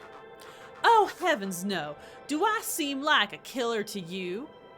This is a story. It's a story game with like branching paths.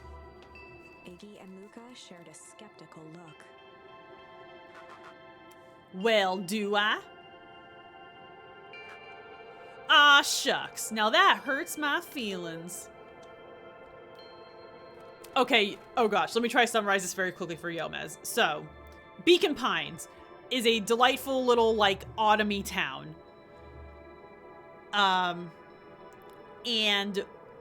But there are weird things happening because a new, like, fertilizer plant moved into town. And we were escaping the baddies, and we like went deep in the forest, and we came across this like abandoned, snow-covered version of our town, and we learned that the town that like the fall town that we're living in is a replica of this town that was seemingly destroyed by frost. Belle Ennui, hello. Thank you for the lurk. Can we get a shout out for Belle Ennui? She is very close, if not done, to finding all 900 Koroks in Breath of the Wild, and also plays like Animal Crossing and Mario Sunshine and things, and she's delightful. Oh, now you're playing a little. I forget if I've played the demo for A Little to the Left, or if I have the demo to play. I'll have to check it out. But yeah, it's a murder mystery game with animal creatures, and it's delightful.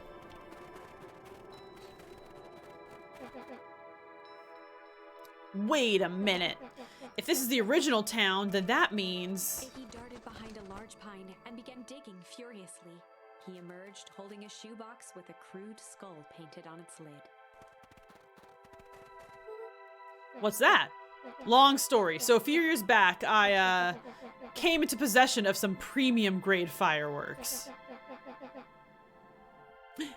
Yeah, Animal Crossing with a dark twist. Animal Darking, my favorite game.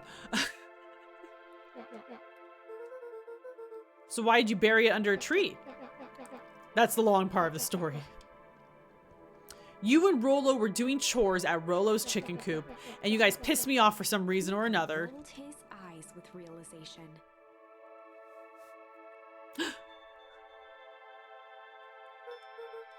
No, you didn't. Stifled a chuckle. I just wanted to give you guys a little scare, but like I said, these were some primo fireworks, so I might have underestimated things. You blew up the chicken coop? I prefer to think of it as an incendiary redecoration. Sorry, but you should have seen the looks on your faces. Rolo got grounded for months, which is why I needed to stash the evidence and lay low. So I buried him under that tree. Dude, Bellonwe, only around 40 Koroks left? That's insane. That's so cool. Oh my gosh. Iggy triumphantly raised the shoebox.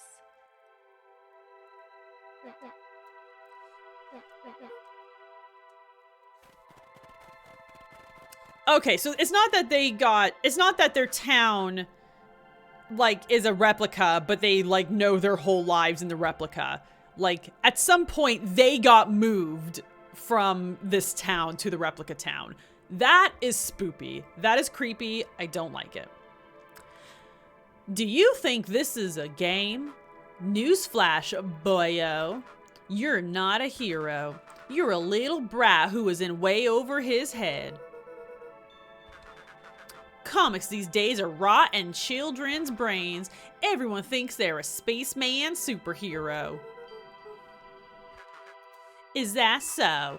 Do you really think you have a chance against us? You have no idea how powerful we are. Prepare for blast off, loser.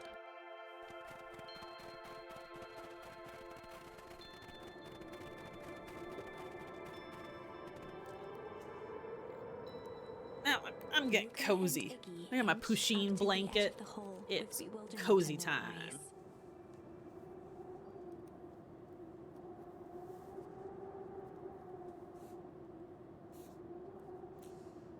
Arctic air breathed out of the cavern in heaving gusts.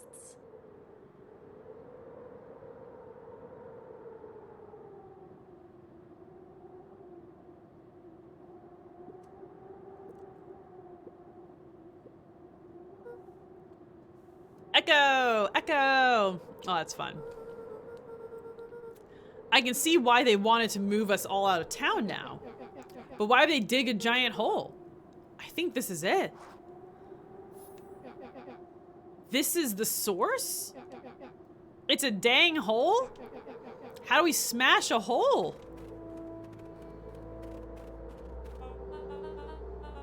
Oh, it's much more than that, my annoying little friend. I wasn't lying before. He's safe. Well, safer than you two, at least. Drat, it's cold. You just had to drag me all the way out here, didn't ya? Mr. Kerr gazed down the abyss in contemplation. It's really something, isn't it? What did he do to our town? Well, that's a doozy of a question. This is the source, where they collect the unrefined, Scratched the back of... Honestly, boys, I don't understand any of this well enough to explain it. Fact of the matter is, I'm not paid to know. Oh, aren't you in charge? Oh, heavens no. My role is merely to flash a winning smile and manage various complications. complications like us. You are a smart boy. His face contorted into a saccharine grin. It really is nothing personal. Some people are destined to strive for greatness, and others are simply obstacles along the way. The point is that we all play our part in life. Mine just happened to be a lead in the role of a lifetime. And you happen to be extras ready for your curtain call. We aren't giving up without a fight. Your smile's not gonna be so winning after we're done with you. Now, boys, there's no need for melodrama. It makes even a professional such as myself embarrassed for you. Let's change the mood a bit. Kerr snapped his fingers. Scene change. There, that's better. Deal with them. Iggy turned to Luca with a sly glance. Why are you smirking? Oh, thank you. It's the only southern accent I have, but I am a big fan of the sassy southern villain. Because I have a box full of fireworks and you don't. Iggy waved the box into the air, threatening to drop it down the hole.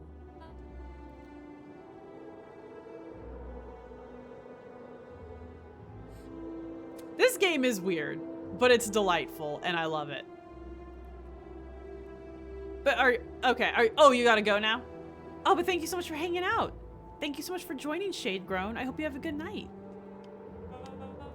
Let's not do something regrettable. Joke's on you. Regret is one of my specialties. Oh, he's a little emo boy. Out of curiosity, what would happen if I threw these in your precious hole? Nothing. Nothing at all. You're a terrible liar. I'll have you know, I'm an exceptional liar. But that's far Iggy enough. plucked a single bottle rocket from the box and held it up with reverence. Stop, you fool! Yeah, even though there's like spoopy things happening, it's like, it's not like a game that like gets your heart racing. After a long pause, Mr. Kerr flung up his hand with frustration. Very well. You all can head back for the night. It's been a long day. I'll handle these two from here. Mr. Kerr sighed into the frigid air. It's just us now, Iggy. You can put that down. What, like With this? a nonchalant flick, Iggy tossed the firework into the hole.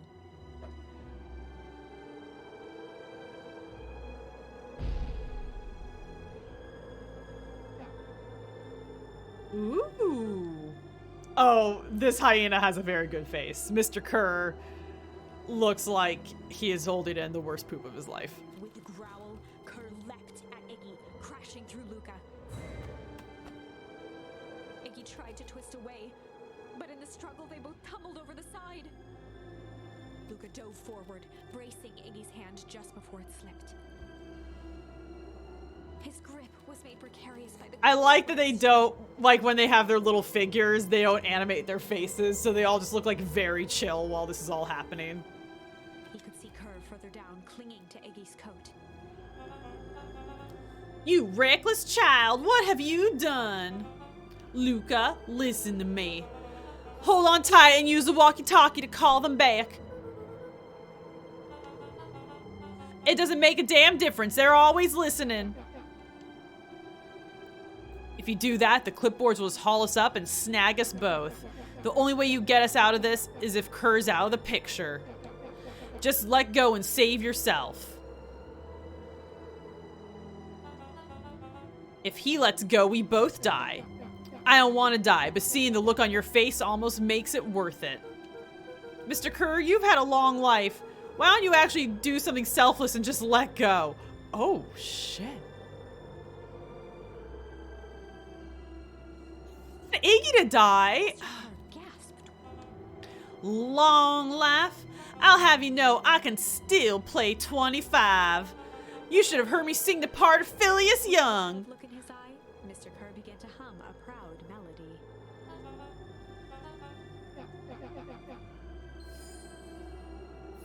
Luca's hand began to cramp. His voice began to crack. Just let go. No can do. If you want to save your friend, you'll have to save me too. Luca, look at me. It's okay. Luca felt Iggy loosen his grasp. You aren't going to kill your friend like that, are you? Oh my god, I hope they don't give me that option. Ah! Every muscle in Luca's body burned.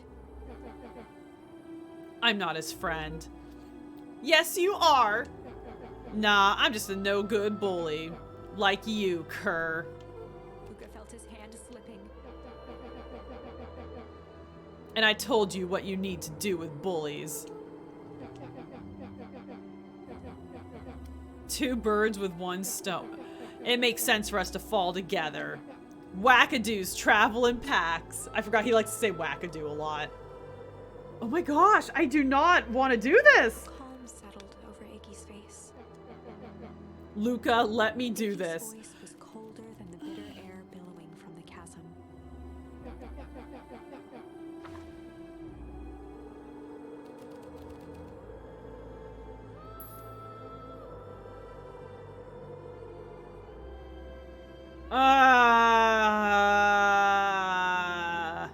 Maybe it's a thing where if we do it, they don't actually die?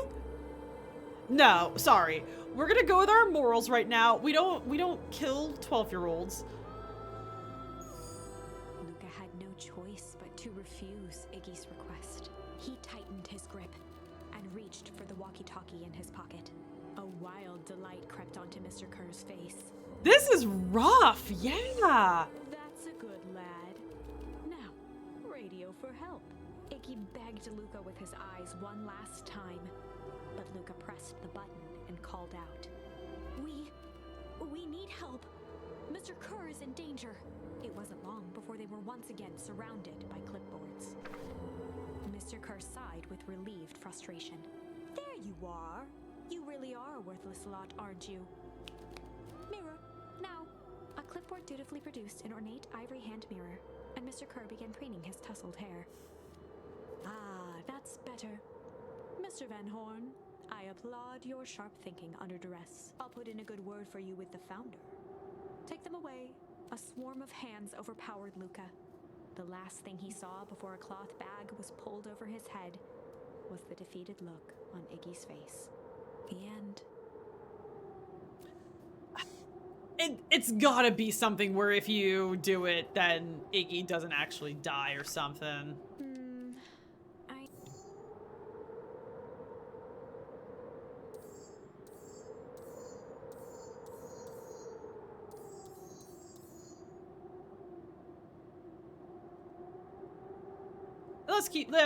Let's keep doing this storyline. Okay, so we're gonna accept Iggy's request. Accept Iggy's request. With a quiet blink, Luca watched a teardrop sail down into the howling void. As his fingers slowly gave up, he met eyes with Iggy. Oh my god! Mm! The two silhouettes were swallowed by darkness.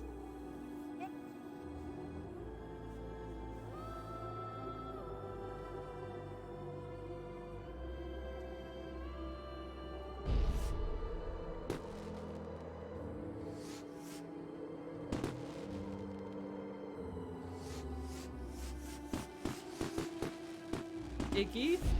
Iggy?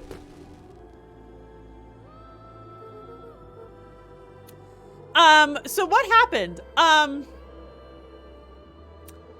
We found the source of all the snow, which is this gaping maw with the Arctic wind coming from it. Mr. Kerr tackled Iggy, and they both fell into the pit. And so, like, Luca was holding on to Iggy's hand, and Kerr was holding on to Iggy. And if you pull them up, you all die. Or you and Iggy die. So we have to let them go and drop them both into the pit. So we just dropped Iggy and Mr. Kerr into the pit. So we presumably just killed a 12-year-old. It's fine.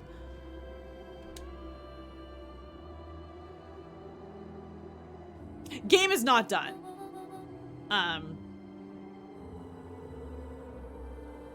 Luca, you should really step back. Quickly.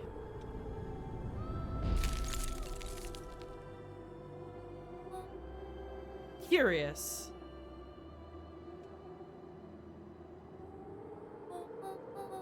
But of course. Those fireworks of Iggy's must have been just the right amount of energy. We should get out of here before perennial harvest arrives. Not until you tell me what just happened. Your friend's sacrifice just saved this town. For a little while, anyway. How? Tempest liquamine is a peculiar substance. It can change the relationship between matter and time itself. But doing so requires unfathomable energy. In a closed system, that energy can only come from its surroundings. A useful side product of the property being, by adding precisely the correct amount of energy to it, one can create a cryogenic cascade. So the gunk makes things cold and the firework made the whole freeze over. As dumb luck would have it, the fireworks weren't strong enough to generate a runaway reaction. I shudder to think what would have happened in that case. What that would look like. It will take a good while to safely break through and access the source again. If you know all this stuff, why haven't you been helping? I have been, in my way. Each one of us has our role to play. Iggy's role, it turns out, was to buy us precious time. Was that semi-accurate? I have no idea. But thank you for confirming, Belle Ennui. Mine has been to observe and wait. Wait for what? You. Oh yeah, this mouse is very... they speak in fucking riddles and half-truths, and it's a little annoying. What's my role? A fierce twinkle flashed in Nat's eyes. Luca Van Horn, you are going to save the world. Ning! With a chuckle, Nat turned and walked west. Dumbfounded, Luca followed behind him, trudging through the snow. Every step taking him further away from everyone and everything he knew, and closer to destiny. To be continued in Beacon Pines, Pines Harder. I like that. That's good. Revenge served cold. Second time's a charm? Yes. Wait. that's Starring it? Jason Statham. This ends with a crummy cliffhanger? I was even... No way. Let's go back and find...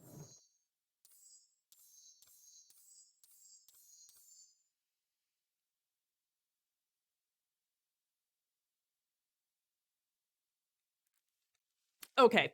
I do want to keep playing just a little longer. I just have to go get a little more water because I just have to chug a lot of water when I'm talking this much. I'm going to throw up the be right back screen this time. I'll be right back.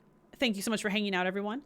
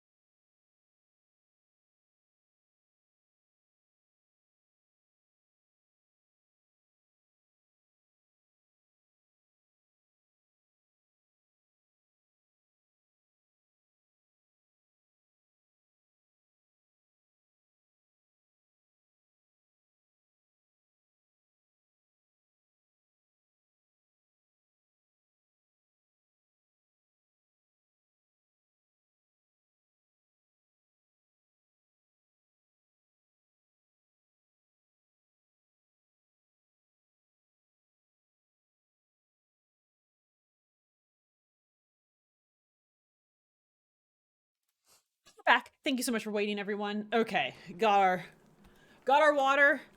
We are ready to go. Okay.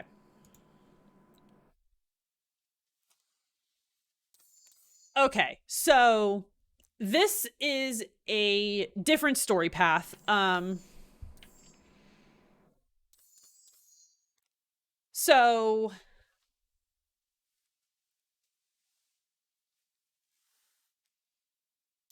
okay.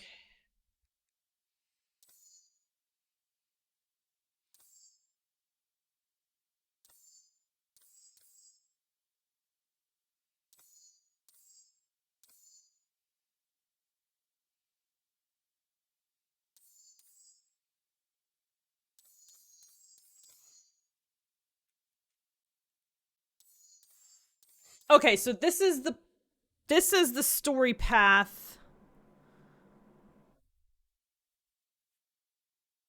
where okay, so this is a story path where we went to the warehouse by ourselves, and then we went and had dinner with Beck and her moms, and then we're held in by the storm, or rather there was a storm, but we get to choose whether the storm continues or breaks. And the storyline we did at the beginning tonight, was we had the storm rumble, like the storm continued on. So we were late in meeting Rolo. So Rolo got mad at us, and that was that whole argument that we saw unfold. But now we're going to have the storm break, and we'll see what happens then.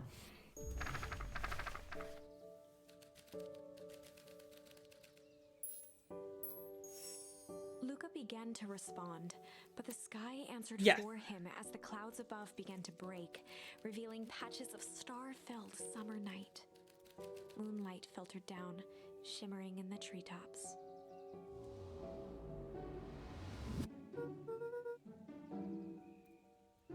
Oh, so now he's bringing Beck to meet Rolo.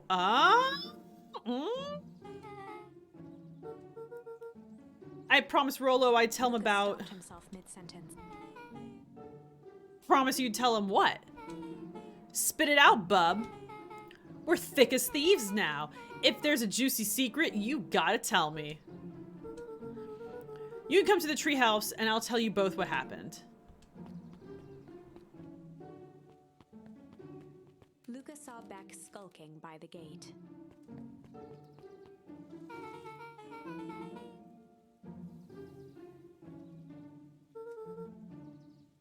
There's nothing mysterious about this place? It's mostly boring and empty. I refuse to believe that. Big spiked gate, looming mansion, rich reclusive owners. It even smells shady. Grabbed the wrought iron bars and shook the gate. Mark my words, you decadent nightmare house. You will reveal your secrets to me.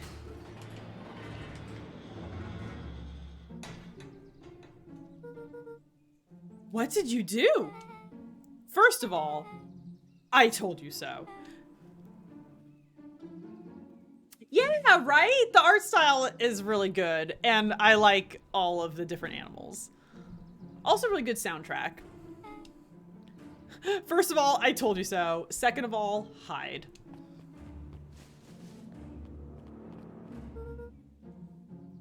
That's Eris Valentine. Who's she talking to? I expect you to return that suit in working order. Of course. As long as everything proceeds as planned, there's nothing to worry about.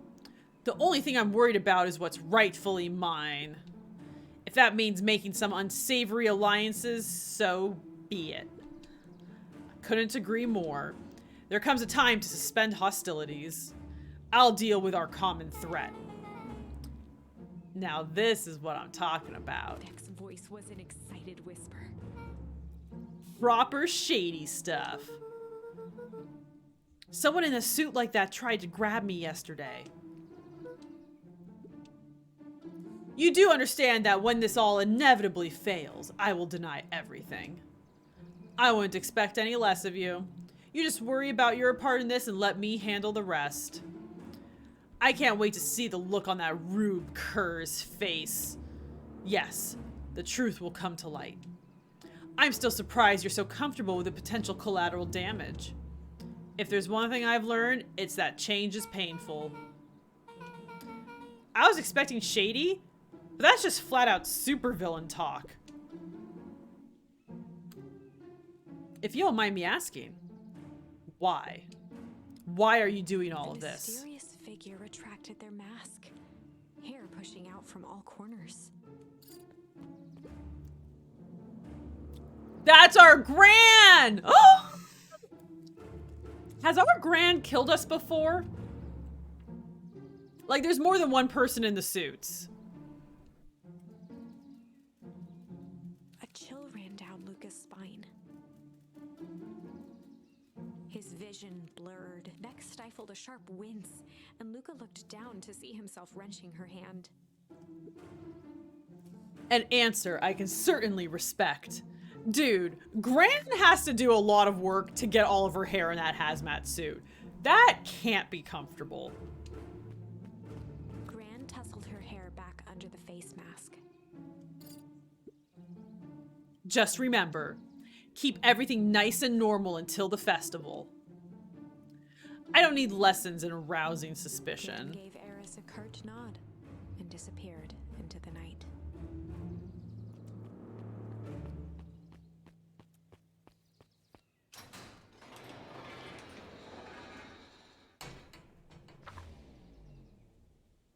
Chapter 5.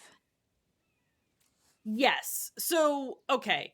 So in this town, like the Valentines are like the old family that's been around forever. And then Perennial Harvest is like a newer corporation that's moved in. So it seems like there is some struggle for like power between Perennial Harvest and the Valentines potentially, because she did say that Kerr, or like that Rube, Mr. Kerr, and Mr. Kerr is with Perennial Harvest, so she seems to not like him. So there are mysteries afoot. What big ears you have! Lucas sat shivering in the bushes, staring at his feet. After checking to make sure the coast was clear, Beck gave him a gentle tug on his sweater.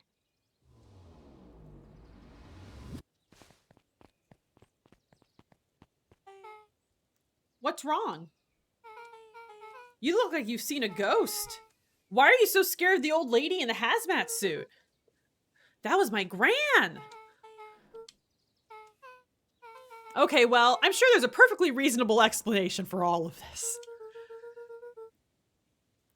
Let's just go to the treehouse and figure things out there.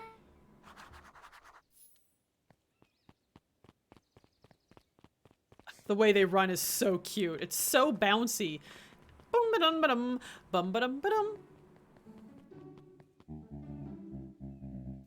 For the last time, there's nothing to worry about. Of course, we're not worried. Board finished writing with a scratchy flourish and looked up. Just doing our dotting our I's and crossing our T's. Well, maybe try minding your P's and your Q's. Mr. Nuncreed, arms crossed over his paunch, gave an exhausted sigh. If there's anything you need to know, you'll know it. If you'll just sign here acknowledging everything is accurate, we'll be out of your hair in a flash. He snatched the pad and scribbled his name so hard the pen nearly snapped. There. And would you like my eternal soul as The well? clipboards looked at each other for a moment, almost pondering the possibility, then broke into laughter as they walked away.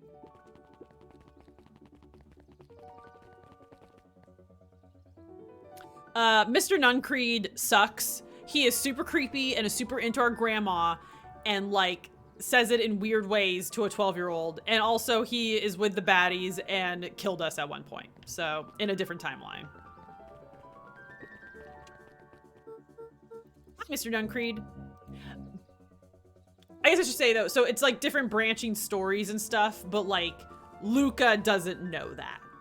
So it's not like Luca, the character, is time traveling. It's like us as the storytellers picking the different nodes. Luca, let me give you some advice. The next time someone you don't know asks to hear your thoughts, give him a good hard bop right in the kisser. Oh, Gran just tells me to keep away from the clipboards. That's good, that's good. Your Gran is a smart lady, Luca. Speaking of which, you better run along home now. Too dark out to be wandering on your own.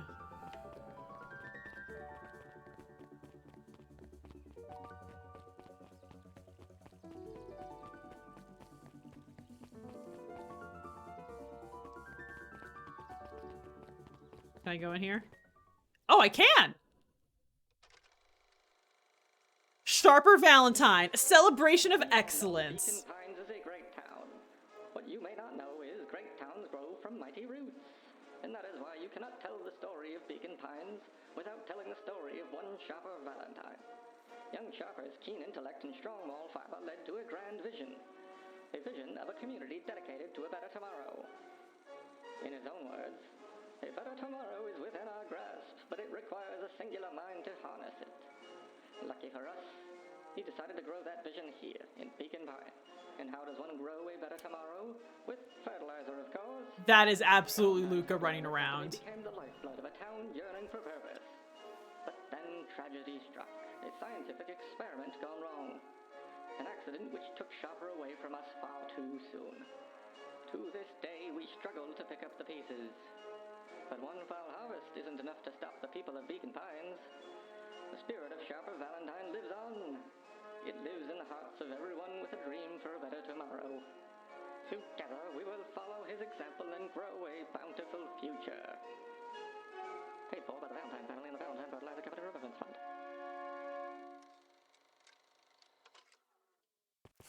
That's fun. That was unhelpful.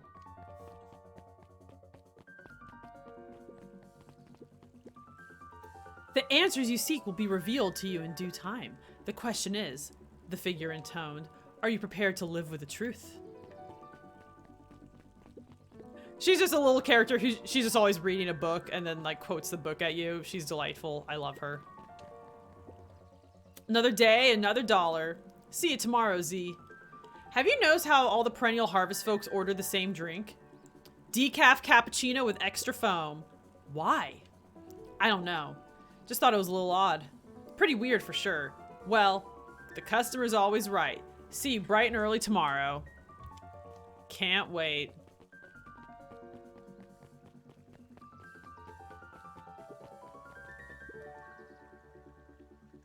I love that this is always an option. To just lean against the post. All cool.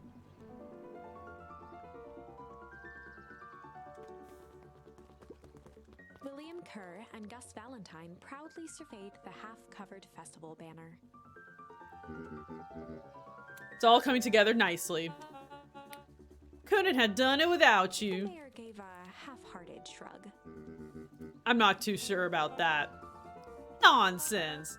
That reminds me, I wasn't able to thank your sister for her contributions. Yes, she has been indisposed of late.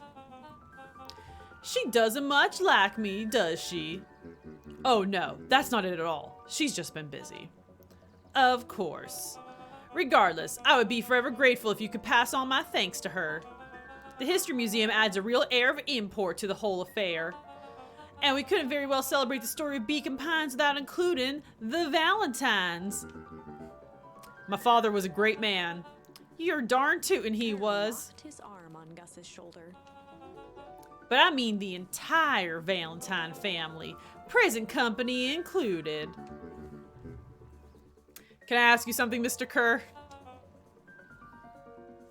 Love the little touches like that. Yeah. This game's great. Call me William. Ask away. William, why are you doing all of this?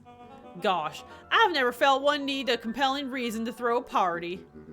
Not just the festival. All of this. There's gotta be 100 down on their luck towns out there. Why is Perennial Harvest so invested in helping Beacon Pines? You know what I love most about the agriculture business? Seeds. Seeds? Yup, little bundles of potential. With a glimmer in his eye, Kurt gestured grandly toward the horizon. Say hello to Harvey for me. And tell him he's a good boy and I love him. Have a good night, Belle Ennui. Thank you so much for hanging out. You treat a seed right, nurture it, feed it, and it can grow into something truly special. You see potential here? Undoubtedly. I love that. He's so, like, Mayor Valentine is so tired, and he's like, oh, my town sucks. And this guy's like, I see so much potential in your town. And he's just like, really? This? My town? And he's like, oh, absolutely. And it's like, seems a little suspicious. The seed of greatness is always under our feet.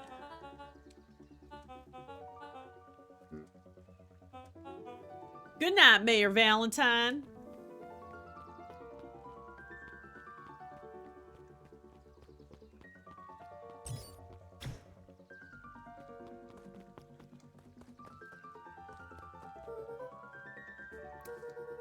Oh, gotta get to the treehouse. You're up this way. Okay. Oh, this is nice. He has the energy of a mayor whose true passion was dancing, but that was so long ago, he wouldn't recognize himself. Oh, my heart hurts for him. Oh, that's not even in the game. That's so true. He just wants to dance. And he's so tired. He's just like, where have the years gone? Oh, he has a, oh. Poor Mayor Valentine.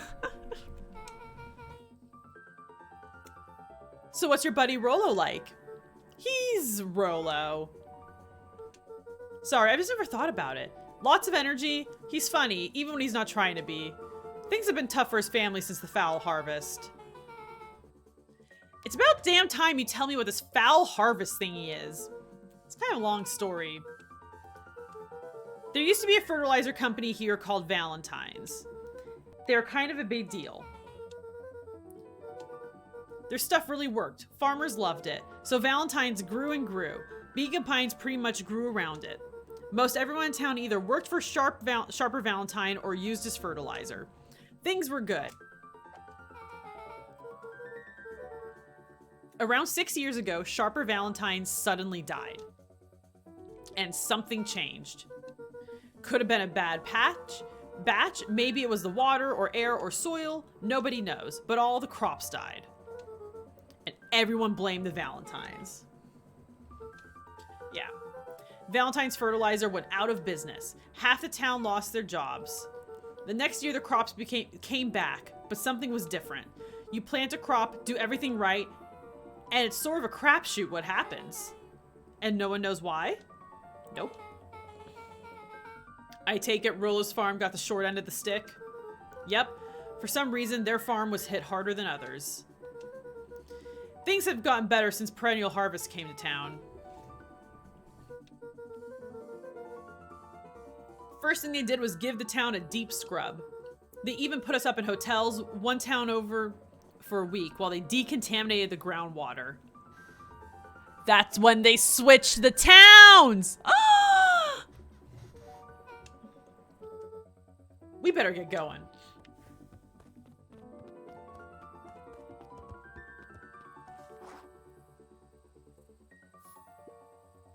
It's about time. I was about to give up and go home. Who's the new kid? Name's Beck. You must be Rollo. I see my reputation precedes me. Welcome to Mission Control. Waggled his head with pride. You'll find we've spared no expense in construction. I've seen worse looking piles of junk. Thanks. Hey Luca, you know the security concerns we talked about? Yeah. While I was waiting, I made some improvements. Let me lock this baby down for a little test infiltration. Can't be too safe these days.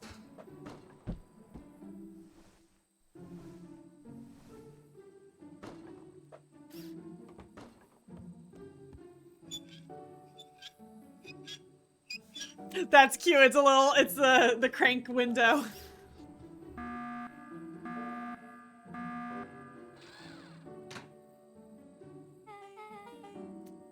goes all out, doesn't he? Always.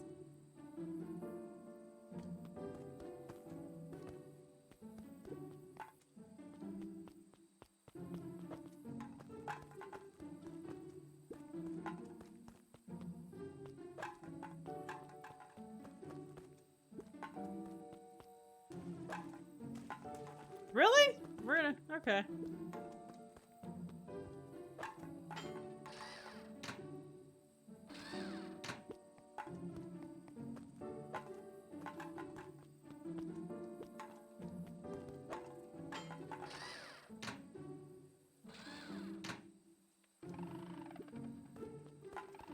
Oh, really? Okay.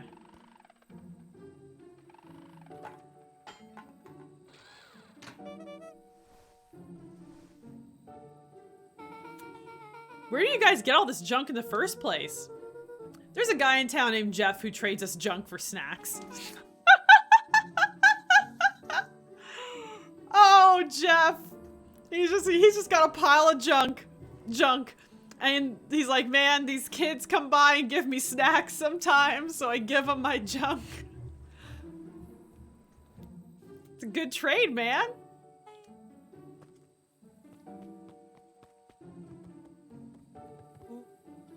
So, pretty sweet security, right? It was imaginative, I'll give you that. Luca, are we sure we can trust the new recruit? I'll vouch for her. Thanks, I guess? Okay, Luca, you promised to fill me in on the Valentine warehouse. I named my Feywild mini campaign Cirque du Soleil. That's amazing. I love it. We love a good pun on this channel. And it works. That's so whimsical. And like, oh, 10 out of 10. Love it, Bison Hider. Luca sucked in a long breath. So like I said, there was someone there. I don't know, but the place was lit up and active. Vampy, no!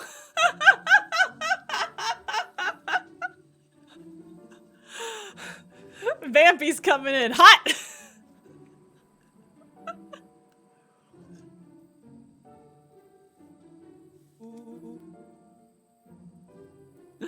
Maybe they were squatters.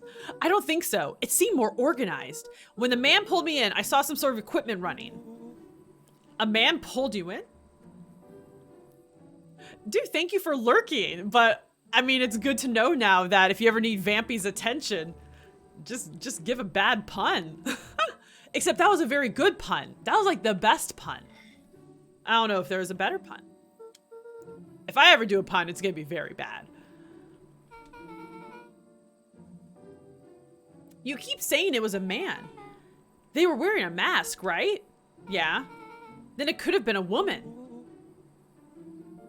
Wow. Breaking down gender norms, Beck.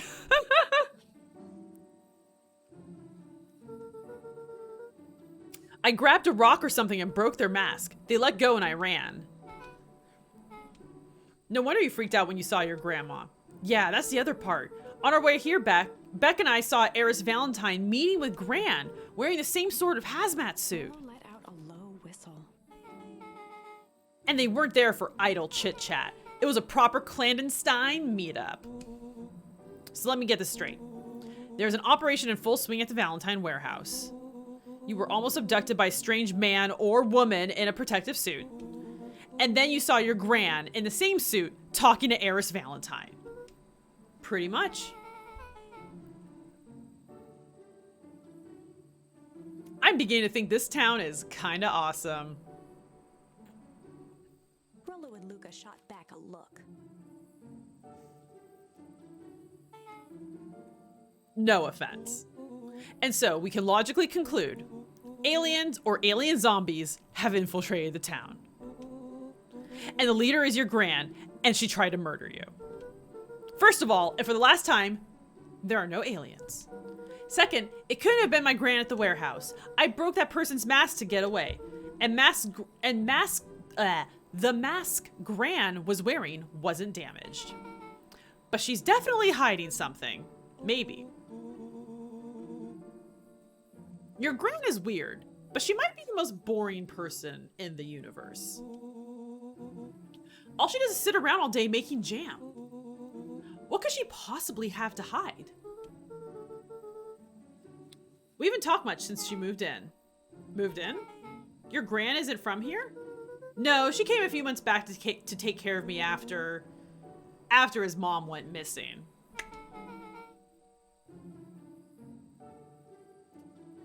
Did you know your gran before? Not really, no. It's been years since I'd seen her. Luca, don't take this the wrong way, but are you sure your gran is on the up and up? Luca gazed out the window. Okay, so the story path Shade Grown is let me start.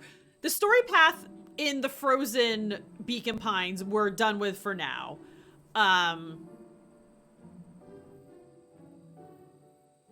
And so we are now back on the other path where where Luca went to the Valentine warehouse by himself, and then he escaped, and then we had dinner with Beck and Beck's parents, and then there was a storm, and we did that first path earlier where we had a big argument with Rollo, but now we're doing the other path. So instead of that argument, it is us and it's Luca, Beck, and Rollo discussing the goings-ons in town. We have discovered Eris Valentine talking to our grandma, and our grandma was wearing a hazmat suit. So that's sort of what we're discussing right now. It sounds like strange stuff has been happening since she showed up. We could say the same thing about your family, Beck. But you're right. Luca, your gran is hiding something. And Pa always says, folks only bury stuff worth digging up. We need to investigate your house. If my gran really is hiding something, don't you think I would have noticed by now? That's kind of the whole point of hiding something. I guess you're right. Gran's been leaving the house for hours at a time this week. I'll call you two tomorrow when the coast is clear. And we can start getting to the bottom of this. Always game for a good snoop. Snoop doggy dog.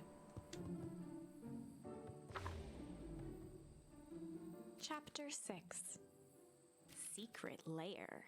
Summer forged ahead, but the nights only seemed to grow colder. Luca walked home slowly under the pale starlight, cautious to avoid any more surprises lurking in the shadows. Reaching home, he slipped quietly into bed, half dreading what they might discover the next day.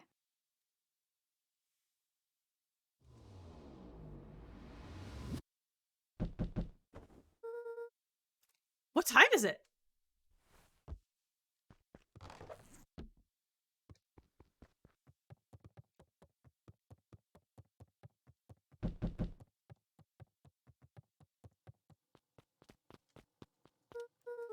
Rollo, what on earth is that? That ridiculous thing on your head. Oh, this? It helps me think. You're gonna need a lot more of those. Joke all you want. We'll see who's laughing when I crack this case wide open. The coast is clear? Yep. Whatever's been up this week, it's been keeping her busy most of the day. This game is afoot. Luca and Beck rolled their eyes as Rollo strutted across the room. If I were a gran, where would I hide my deepest, darkest secrets?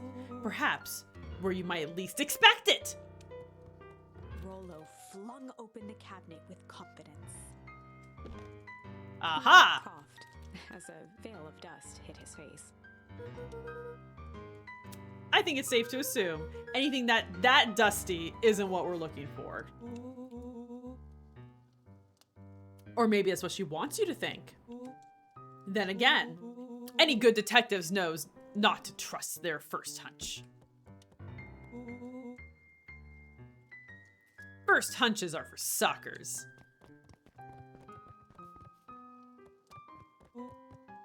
Eureka! She's lit a fire in order to burn the evidence! She keeps that fire going every day, Rolo. Drat, it may already be too late. Just think of the mounds of documents lost to ash. Luca, is there anywhere your gran doesn't want you to go? Yeah, the closet upstairs. So maybe it stands to reason that we should check there first. No dice, it's locked. I have no idea where the key is. If it's really important, then she probably keeps it with her. Anywhere else? She has her berry bushes. Who has ever thought, I'm going to take this important thing and huck it in the bush? Maybe something out of the ordinary? She is always worried I'll break her fancy dishware in the kitchen.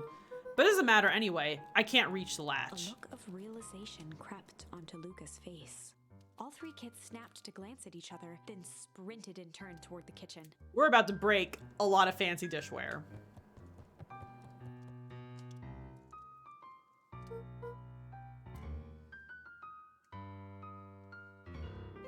And just so you guys get a feel for it, whenever this chapter ends is probably when I'll call it for stream tonight. Okay. All right, Rolo. This is your time to shine. You've called upon my expert detective skills. And now I shall proceed with... You could finish. Lucas scrambled up Rolo's back.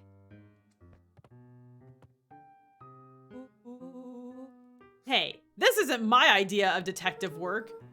Every squad needs a good lockpick, and every good lockpick needs a sturdy head to stand on. This is beneath my standing. The three crowded around the hutch to peer in. With the glass doors opened, a perfect porcelain display gleamed in front of them. Their eyes searched for anything amiss, but the only distinct feature was its impeccability. Well, that was anticlimactic. I don't really know what we were expecting. Like, I'm glad you think so, Shade Grown. I really like it so far. Let me just yank on this random teacup and... On one of the teacups, it slanted forward with a hollow click. The entire hutch began to rustle and slide under its own power.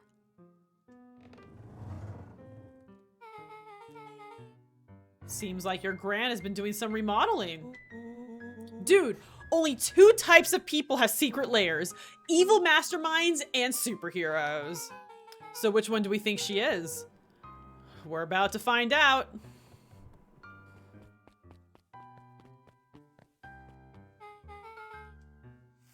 More of an unhinged conspiracist vibe? This cannot be good. We need to look around. We need to look around before jumping to conclusions. Whew. Yeah, my voice is starting to get shot. Whew.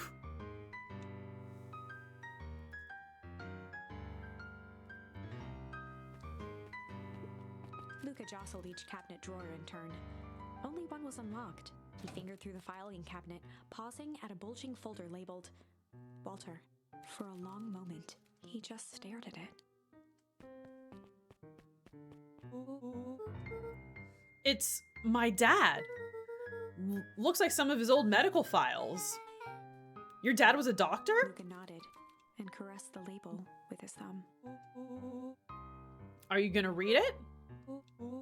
Let me help. Rolo swiped the folder from the drawer and began leafing through the pages. He whistled to himself, barely looking at the text. How about you actually read some of it? Dense documents such as this are a lot like a cheeseburger. It's best to skip straight to the middle. That's where all the meaty bits live. Wow, I had no idea we were in the presence of the preeminent scholar in dense documents and cheeseburgers. By all means, proceed. He stopped at a page and mimed, holding up a monocle. Here we are. Follow-up examination of Terrence Wilby. Patient shows further signs of paleness and malaise. Body temperature continues to drop. He now describes soreness of muscle and joints. This is similar to symptoms exhibited by Miss Wilby just a few days past. Still waiting on lab results from Joseph. Rolo looked up with heightened surprise. See? Creepy. It's kind of disturbing. Who's Joseph? That's Mr. Nuncreed's name. Wait, His finger traced across the page. there's more scribbled in the margins. Could it be contagious? Mr. Wilby claims the tap water at his home has been contaminated. Perhaps environmental? Lab results will only raise more questions. It's like he came back to this report later and made those notes. So it might be related to something Rolo else. scanned through several more pages. Here, the writing looks shaky. I just couldn't help her. This disease, or whatever it is, progresses so fast, and with his wife's passing, Terrence's condition follows close behind. Exacerbated by the loss. Enough is enough. I need to take matters into my own hands. Luca, staring blankly at the cabinet this whole time, spoke softly. What does it say Rolo next? rustled the folder, trying to loose more pages. That's where it ends. What? There has to be more. Luca frantically shoved the remaining cabinet folders, trying to find another labeled Walter. Luca, I think that's the only one. What did he mean enough is enough? How did he take matters into his own hands? This is bullshit. Slammed the drawer shut. A spider web of string connected photos of people from the town, interspersed with hastily scrawled notes. Well, she sure has kept herself busy. Is your gran a serial killer? I'm starting to get a vibe. Don't be ridiculous. Sure, she's just tracking the movements of everyone in town out of the kindness of her heart. She put little symbols by some of them. Mr. Nuncreed has a check mark. The clipboards are all inside a big circle. My moms are both on here. Both with question marks. Gus Valentine has a question mark. Eris has a question mark that's been crossed out. Mr. Kerr has a bullseye. The killer has chosen her next victim. We don't know what any of this means. Whatever it means, it's probably not good.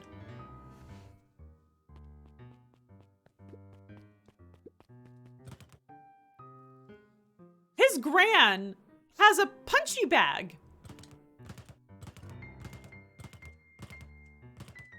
Is Gran ripped? Can she kick our butts?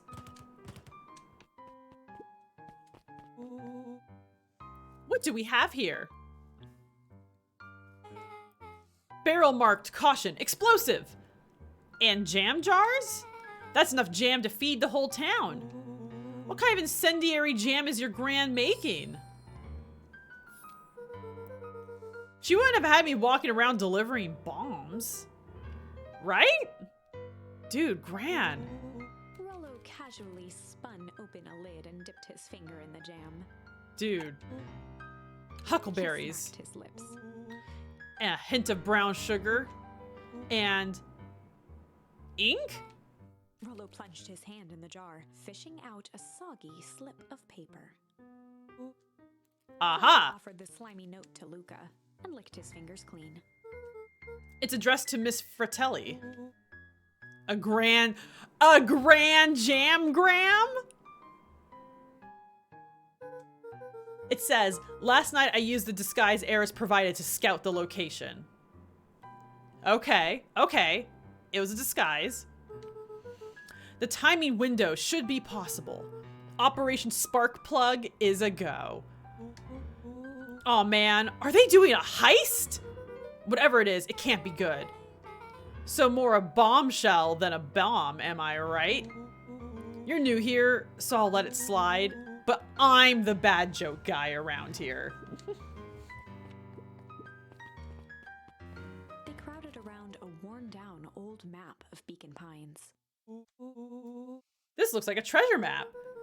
Not every old map is a treasure map, Rolo. But yeah, but every treasure map is an old map.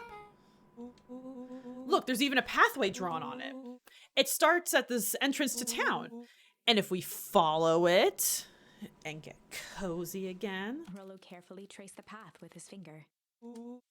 It leads right He to jabbed down at the end point. town square. That's the fountain in the middle of town. What a weird place to hide treasure.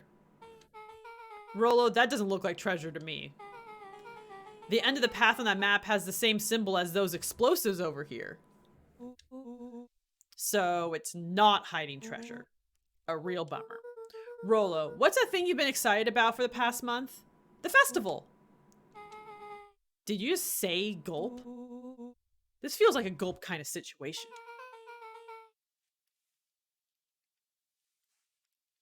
Everyone will be gathered near the center of town.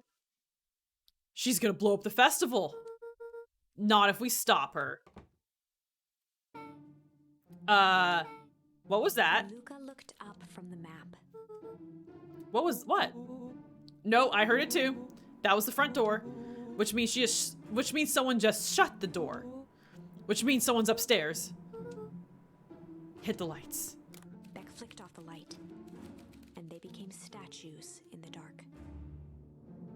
Overhead, creaking floorboards bent under slow, deliberate steps.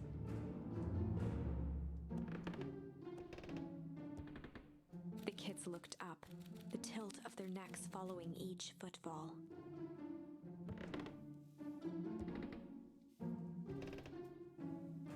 Then suddenly, it stopped. Without realizing, they'd been holding their breath. All three exhaled shakily and glanced at each other. A muffled male voice broke the silence. This is a new silhouette. And he says, hello? A final few footsteps reached the entrance above them, and the voice now echoed down the stairs.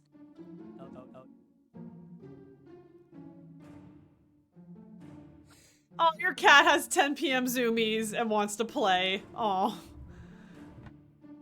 I mean, 10 p.m. is as good of any time. As good as any of a time for cat.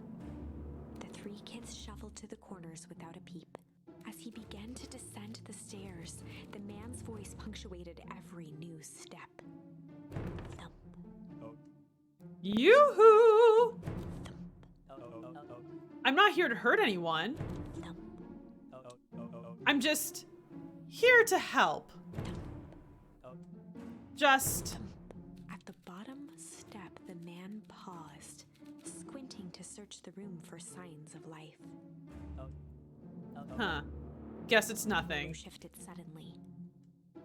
Luca gave him an intense, chastising look and whispered through clenched teeth. It was too. Rolo was already inching toward the stairway. He screeched as he charged toward the shadowy figure. Oh boy.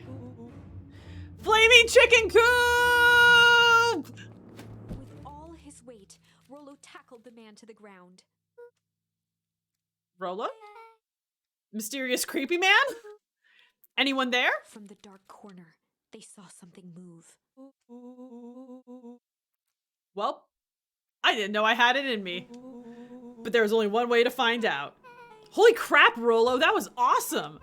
Wait, did you just kill that person? Luca scrambled to the hunched figure on the ground. Pressing his fingers to the man's neck, he sighed with relief. You sure clobbered him good, Rolo. He's knocked out cold. As Beck flicked back on the light, Luca and Rolo both gasped in stereo. Mr. Tolliver? Chapter 7. The Interrogation of Hiram Tolliver.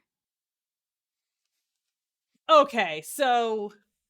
Yeah, so we know our Gran was working with Mr. Tolliver. But we don't really know on what. But Tolliver's on Gran's side. And I think we think Gran is good. I think Granny is good. Yeah, dude, yeah, I've just killed Granny. Just like whoopsie doodle, Gran is dead. That would be rough. Okay. So that's gonna be the end of stream today. Let me see if how this new scene works.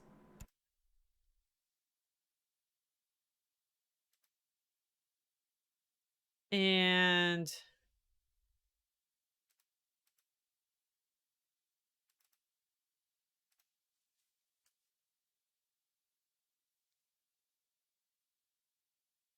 why isn't okay? It's not going. Why you no go? Do we have to click launch? Hmm.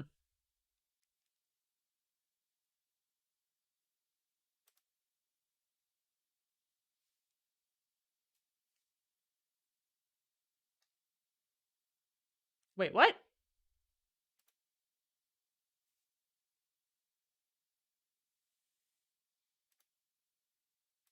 Do that? Hmm.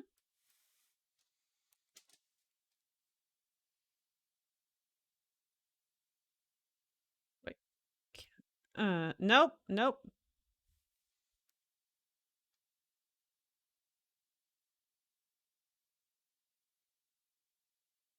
Here we go. This one. Do it. It does the thing. You're so welcome. I'm trying to do this roll credits widget, and it's here, but it's not doing the thing, and I'm not sure why. Um,